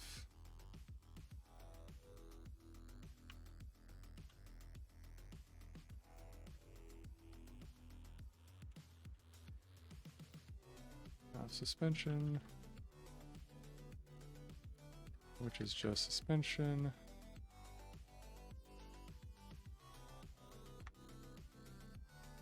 And then we have suspension and anything else. Suspension.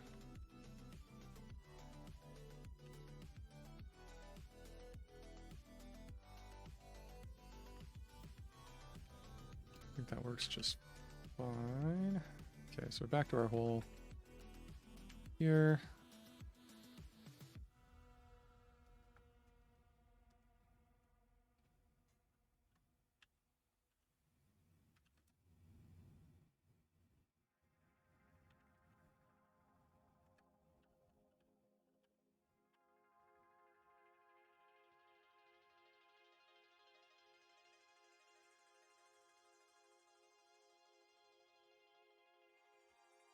Now we should be able to. Now maybe we should be able to do. No, not gonna commute over it.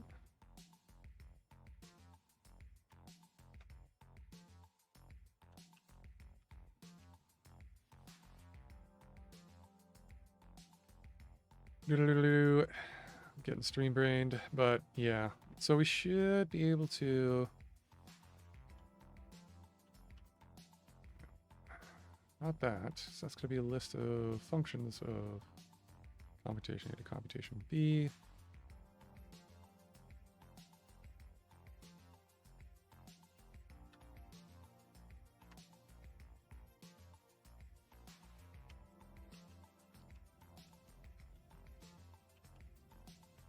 Hmm.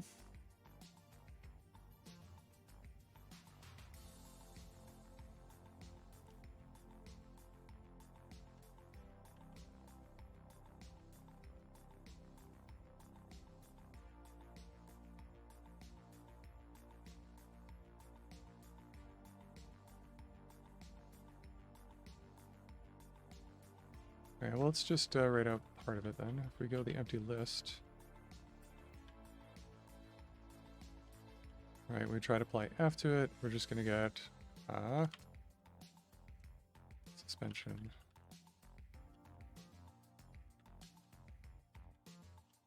Or actually, nothing.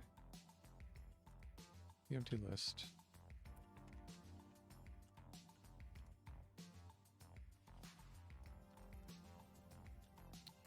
And we get try with result x goes down to x's. And then we have a try B. We have an A. We need the F.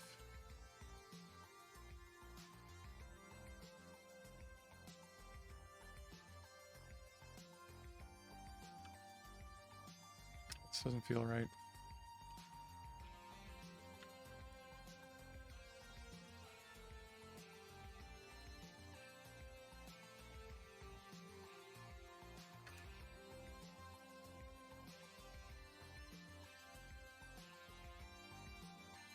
After try, got a list.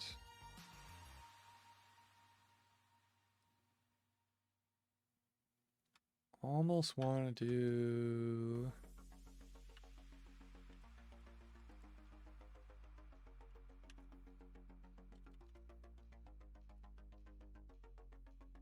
something over the zip of F's and X's.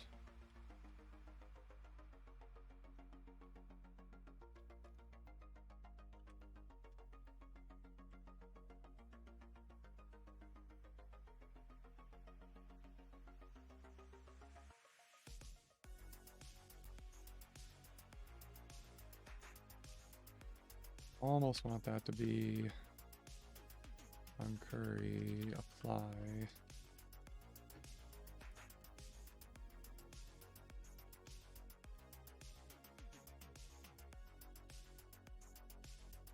That doesn't fit either.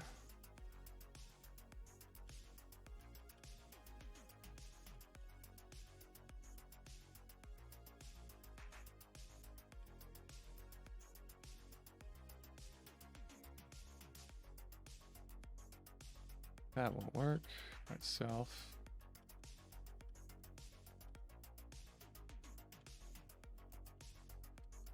You'd need the uncurry to get the tuple apart and pass it in.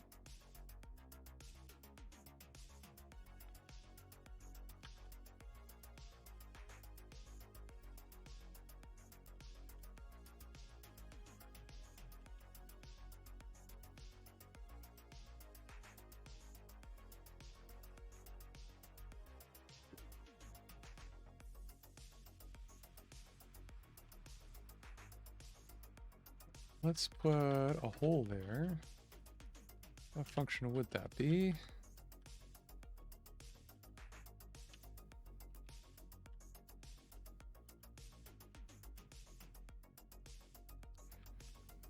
A0 to B0 to list of computation B.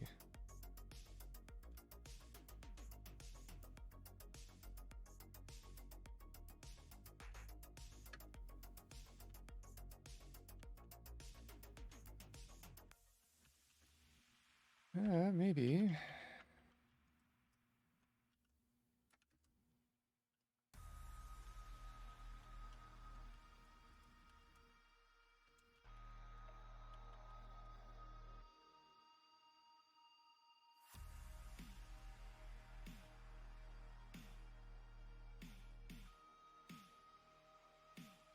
Doesn't have quite the right shape I want.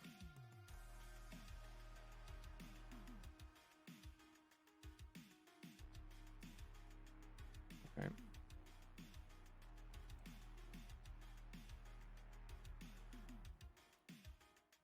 But I think it's implementable, at least this hole.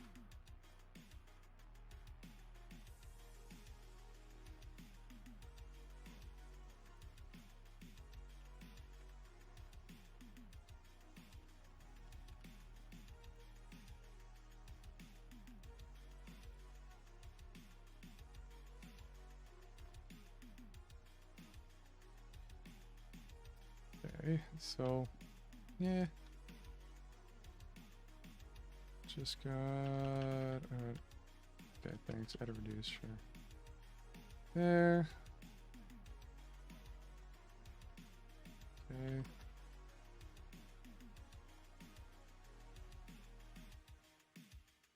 Okay, so assuming that we can implement who there, and this is a lawful applicative instance,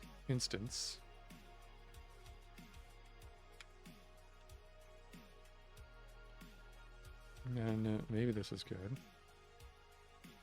How would we do this? We have our computation of f and our computation of x. Then we give here f of x. Oh, sorry. We have results. Result of x.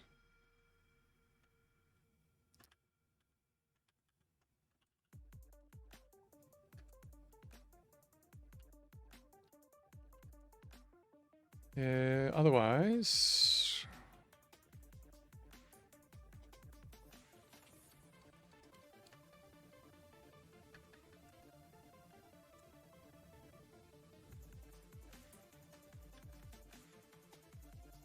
I think we just have suspension.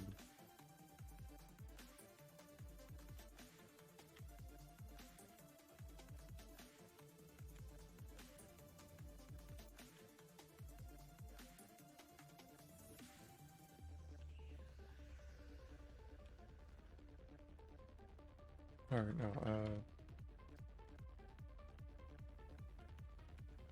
I doing? Here's suspension.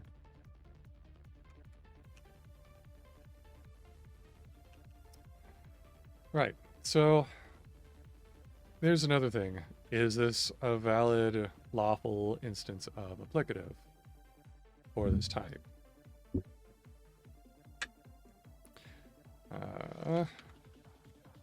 There are quick check libraries for testing such type classes.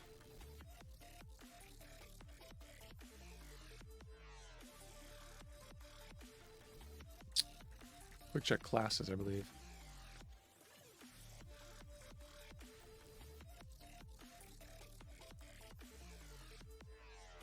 So we could get those going for this.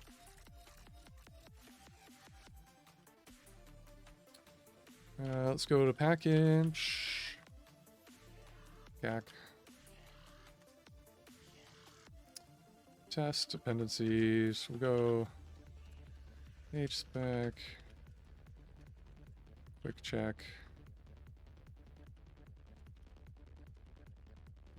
I think it ends up being quick check. Quick check classes.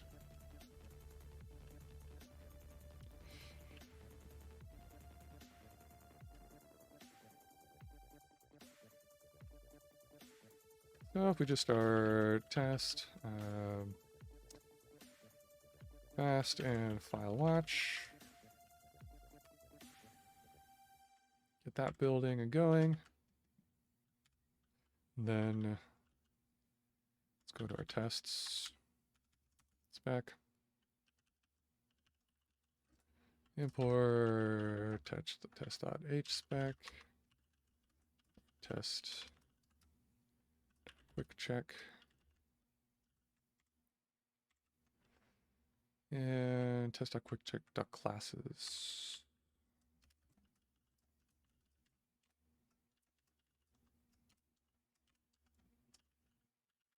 As well as our library.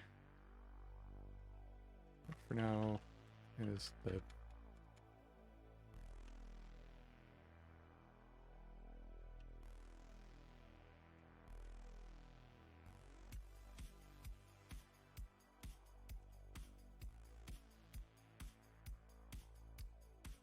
All right. We'll describe computation.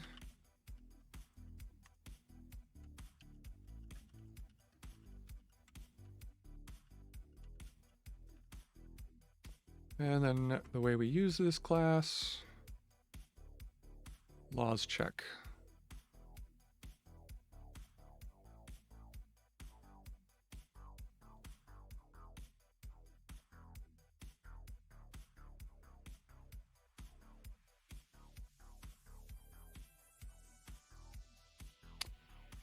And I think it gives, it's supposed to give, yeah, monoid laws, commutate, semi-group, semi-ring, storable, generic, applicative laws, there we go.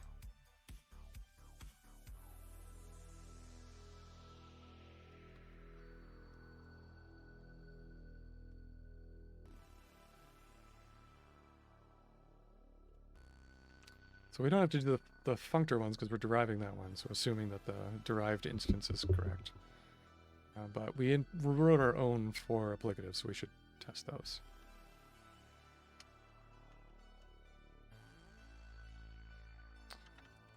So how can we integrate this with how we're running our tests here?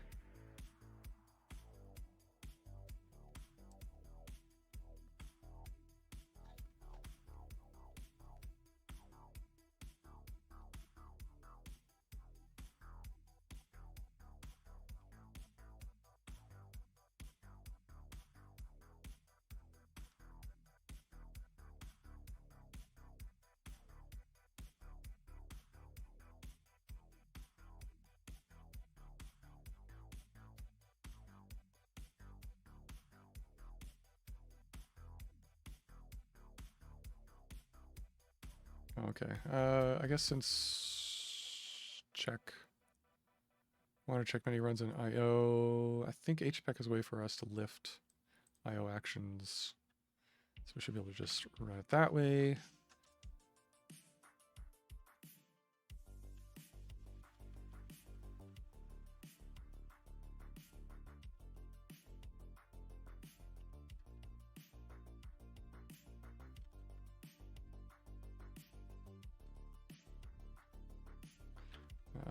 Should satisfy laws.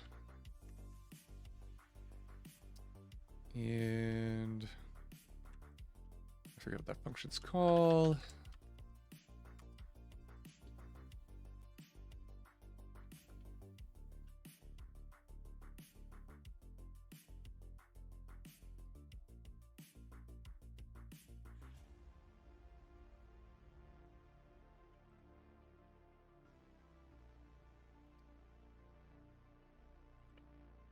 Tests, I think it's id.io or run.io or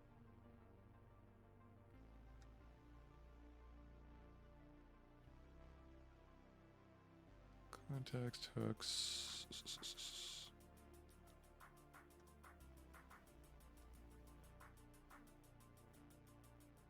Well, maybe I can just lift IO and do it.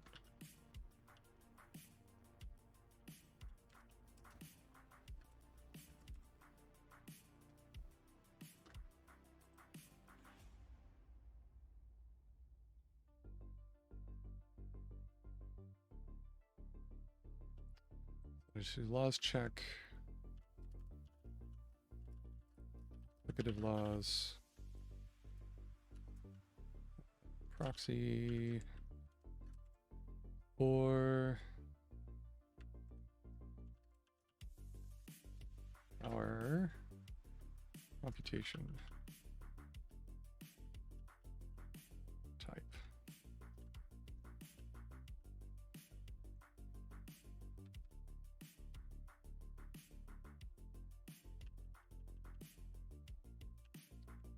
Probably going to need proxy. That comes from data.proxy.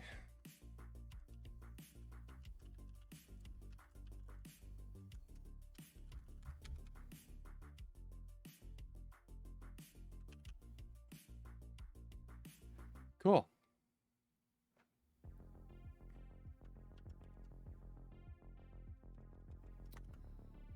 So assuming that's all good and well and done, that will be our implementation of monad for try. And then we need the non-determinate branching, so this parallel disjunction operator. So it's like almost, if I was to give a name to that funky AND operator we have, I'd call it par AND or parallel AND, something like that.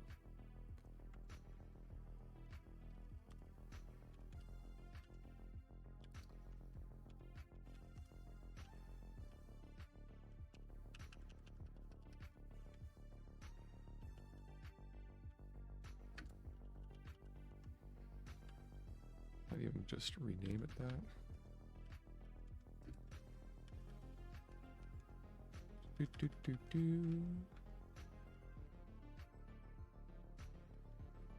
Oh my doesn't want to multi-select on that because it's so funky.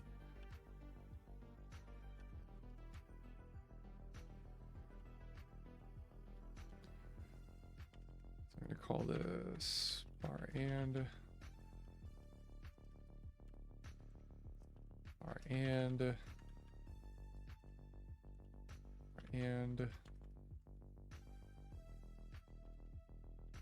our and then we can define if we want to this one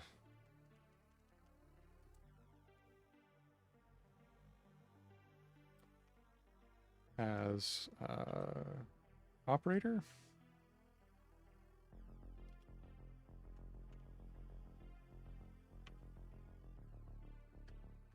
In terms of parent, it's just an alias for parent, basically. And that's pretty nice. We can do the same thing for par or.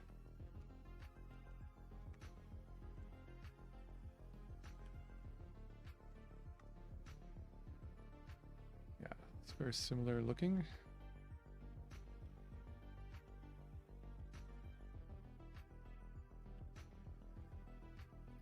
Or not even par and, like par conch.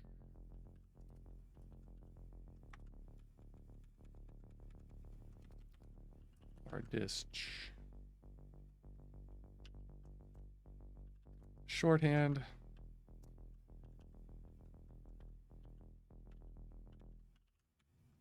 So I could write it like the full word, par conjunction.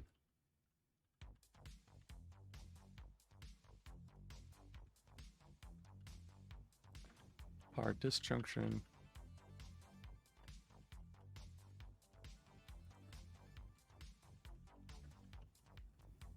Well, that takes try.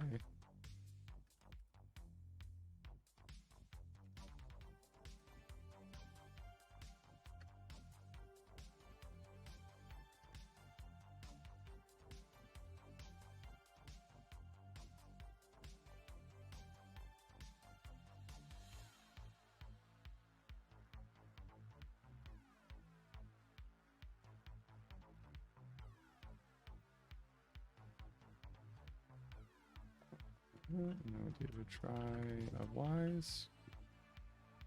We get a try of combination.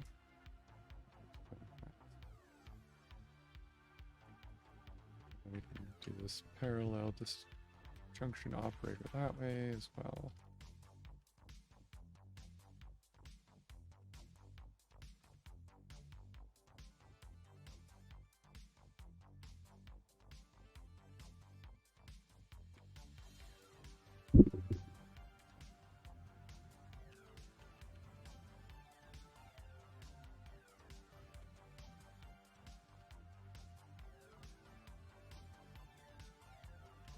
I'll move this down below try.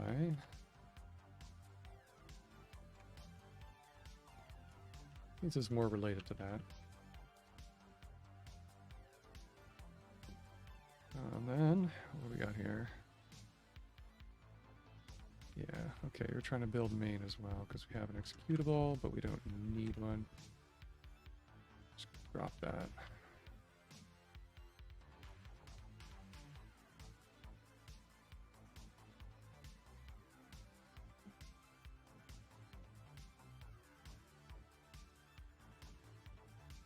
Okay, not a scope lift.io.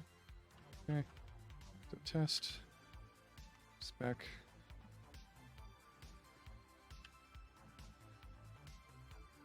That's in. Hold on, monad.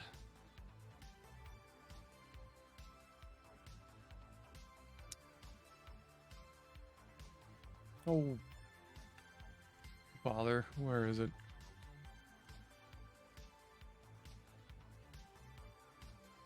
Control them on a dio.class.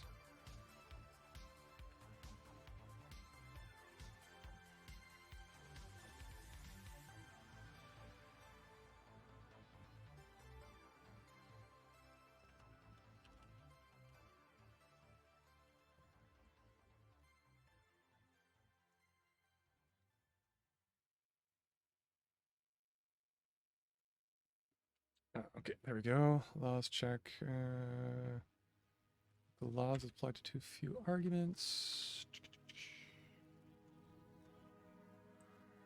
it takes laws as an argument. Okay.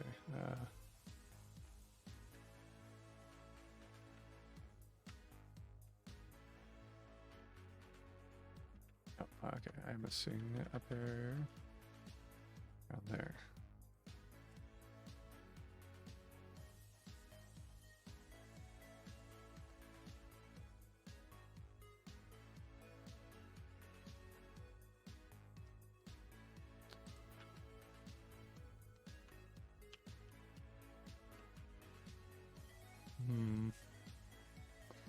Maybe the way we should structure this is without HSpec.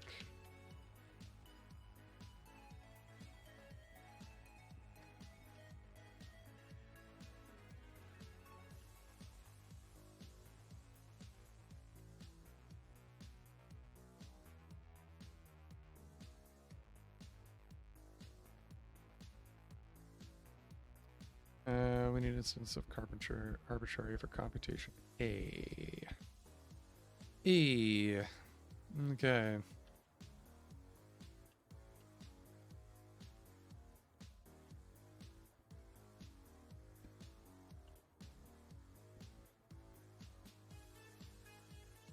Oh, we have an arbitrary A, then we can do arbitrary for computation.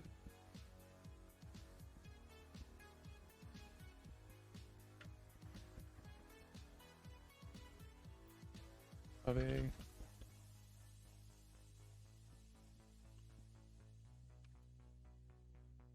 And we can do... Well, we got two choices on computation, right? We've got suspension or we've got a result.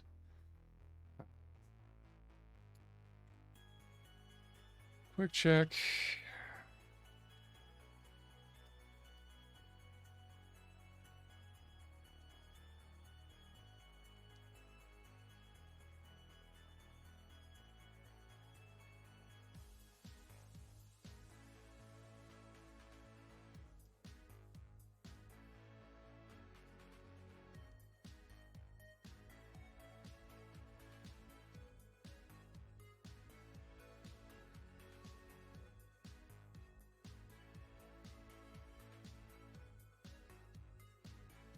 There's probably a quick check. Arbitrary instance what we're looking for. Line fixed.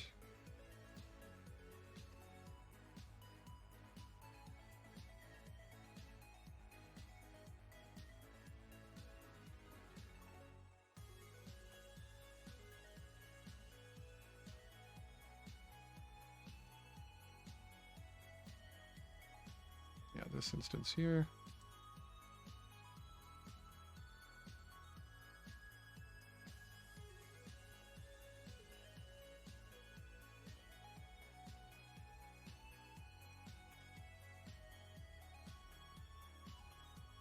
Okay, it's arbitrary one. Is that, hopefully that's exported?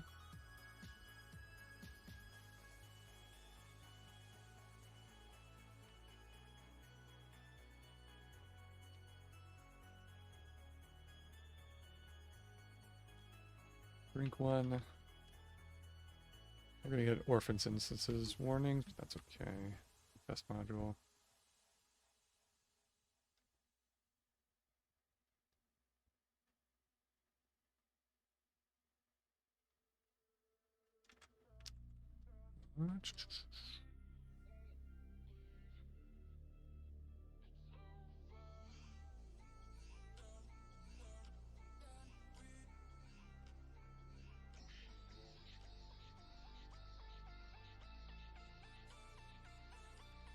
Okay, arbitrary one computation.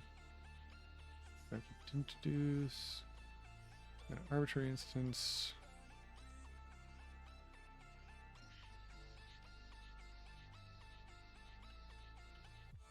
Maybe.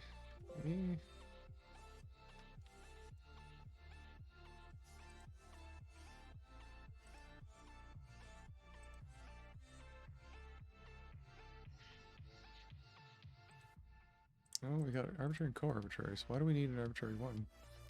Instance. I don't know if maybe A doesn't have one.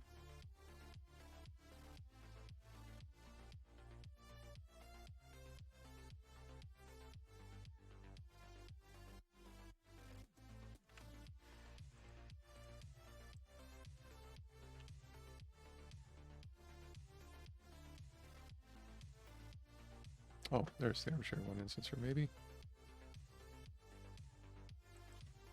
Dear, I was looking right at it.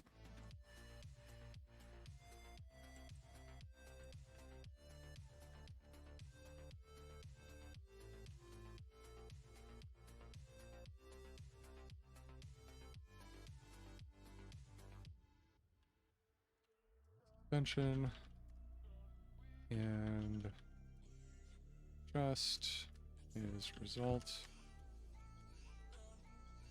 There.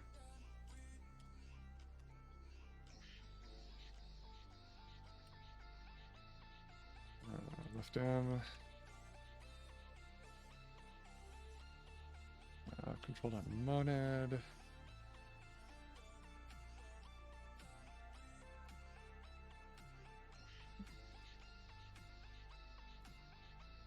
Okay, cool. There we go. So there's our applicative tests for our computation type.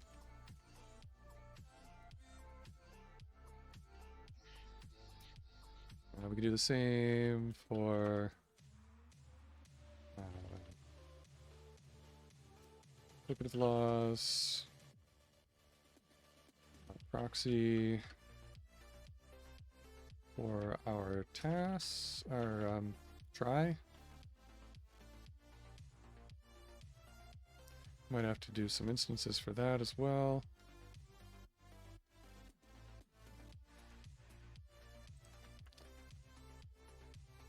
We do.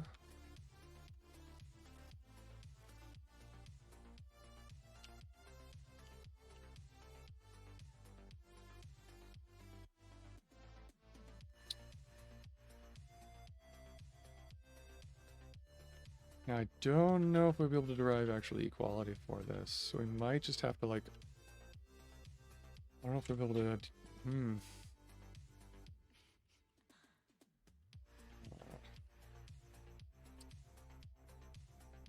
yeah, I don't know, let's see if we can. I don't think we will be, but maybe I'll surprise myself here. I'll have to come up with a theory of why, but I don't think we will be able to because we don't say anything about this A type. Maybe we can. Okay, I guess Haskell's smart enough to figure that out. Because then we just need to deduce arbitrary instance for try in the test code as well.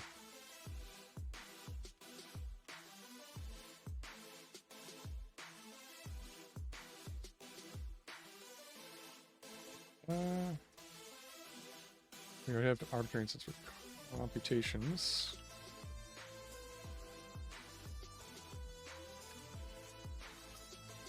And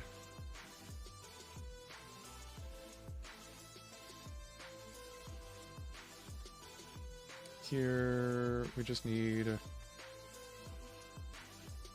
turn a try, map over arbitrary instance generator for that. A shrink I think should be able to get from that.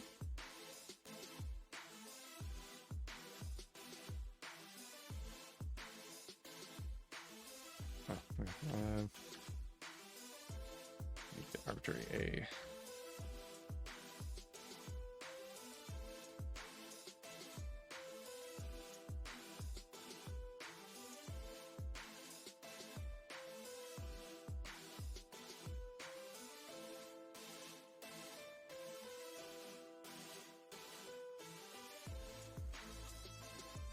Okay, so it's not a lawful instance of applicative for try, which is good.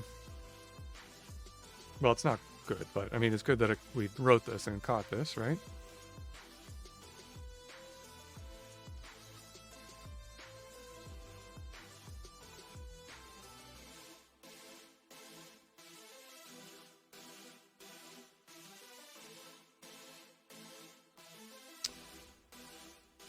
Okay, so it passes the homomorphism property in interchange. And lift A2. The composition failed.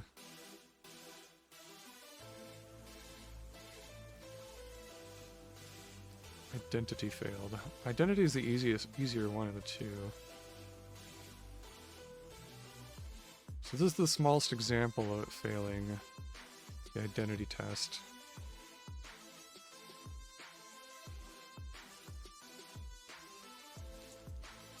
Interesting that it failed that one.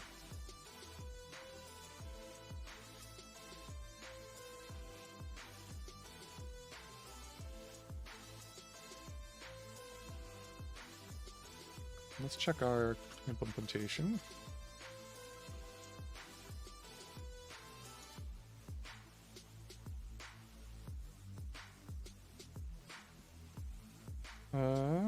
Hmm.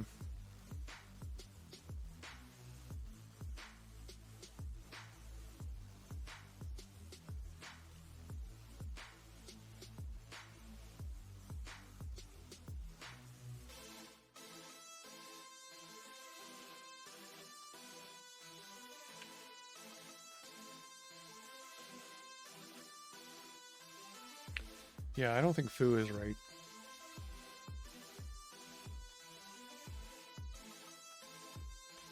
Because what we want to do in the apply here is reach in into this function here and apply it to this A in order to get a computation of B. Now, we're returning a list here. And we're concat mapping the list together. Somehow, I think that's not quite what was intended by applicative here.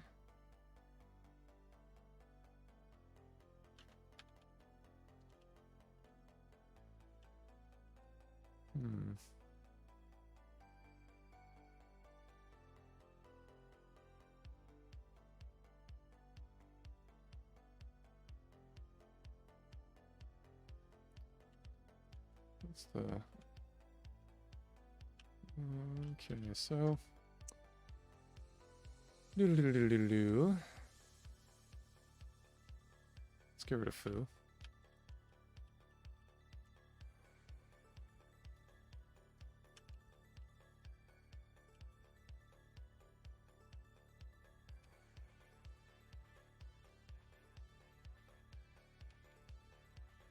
Let's do like we did with the other instance here, right? Where we kind of pull out the parts here. In the first case, we have empty and empty.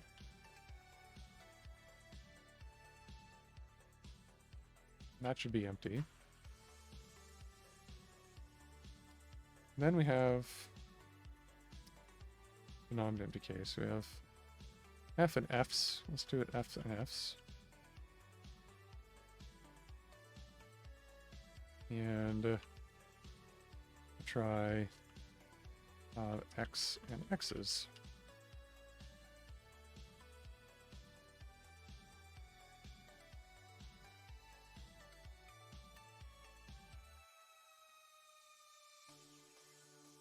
So now we have a computation of A and a computation A to B.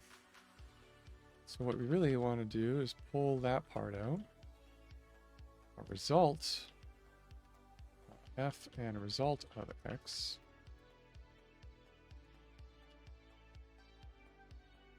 And now we have an A in scope and an F in scope, where we have A and A to B.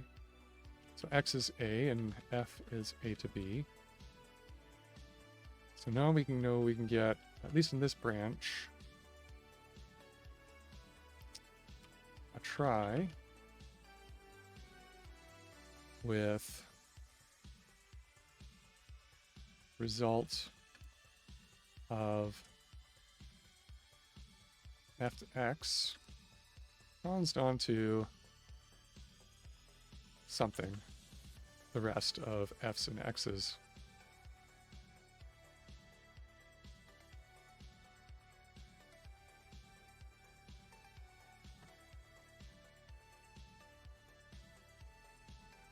How do we get that rest of F's and X's?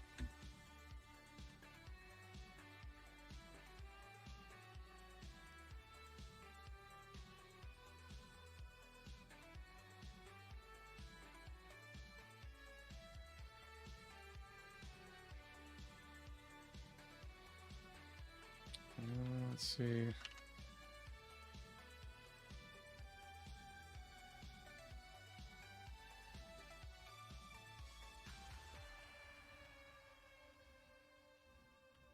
Well, we're going to need to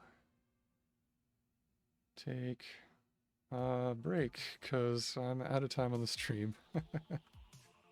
Unfortunately, we're a little over time. Rats, I don't want to leave it with a hole necessarily. That'll give us something to start with for next time that I work on this and pick this up. Okay. In the beginning, there's a lot of untracked files because we haven't added anything yet. Let's go ahead and add them.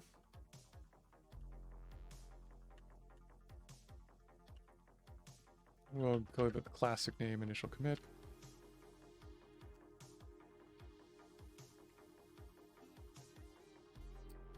We have a doc getting okay, great. Cool. And yes, we're gonna have to create a repository for this, I guess.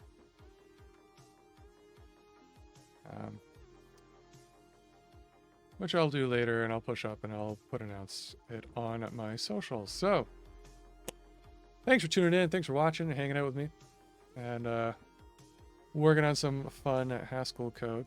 Hopefully it was interesting, you learned something. If this is all old hat to you, then thanks for hanging out and following along and just chilling. I'm Agent Ultra, and all the code for this stream will be up on GitHub eventually. You can find me on Mastodon on the types.pl server. And if you follow me here or just bookmark this or whatever and look for, I usually make announcements about the stream and stuff here, as well as like just posting about random whatevers, mostly programming related, but occasionally other things. And yeah, I'll post the link to that there. You can find my Twitch, my website, which has links to all my GitHub and everything else, YouTube, where my channel, I back up the VODs for the stream, there as well. So give that a check out, give that a follow, like, subscribe, you know, do the thing here too. I do these streams once a week on Wednesdays now at 10 after 8 in the Eastern time zone. Eastern Daylight Time, I think we're in right now. I don't know. Time zones are weird. Well, that's where we are. And so if you want to write that down, you want to get your notifications, whatever you want to do you. That's when I'll be on next week. And hopefully we'll see you then. You can go to the link above my head. That goes to declarative.tv. And it's a cool website where it lists a bunch of other people who are doing streaming in other programming languages like Erlang, Haskell, and all kinds of cool stuff. So you can check them out there. There's also a link to a Discord on that webpage where we have a Discord server that has a channel for this stream. And if you're following along on the VODs or you want to chat about something you didn't get a chance to chat about on the stream, look me up there. I love talking with folks and hanging out and talking about functional programming. It's been a blast. May all your monads be free and your types always check. I'll see you next week. Take care. And happy hacking out there.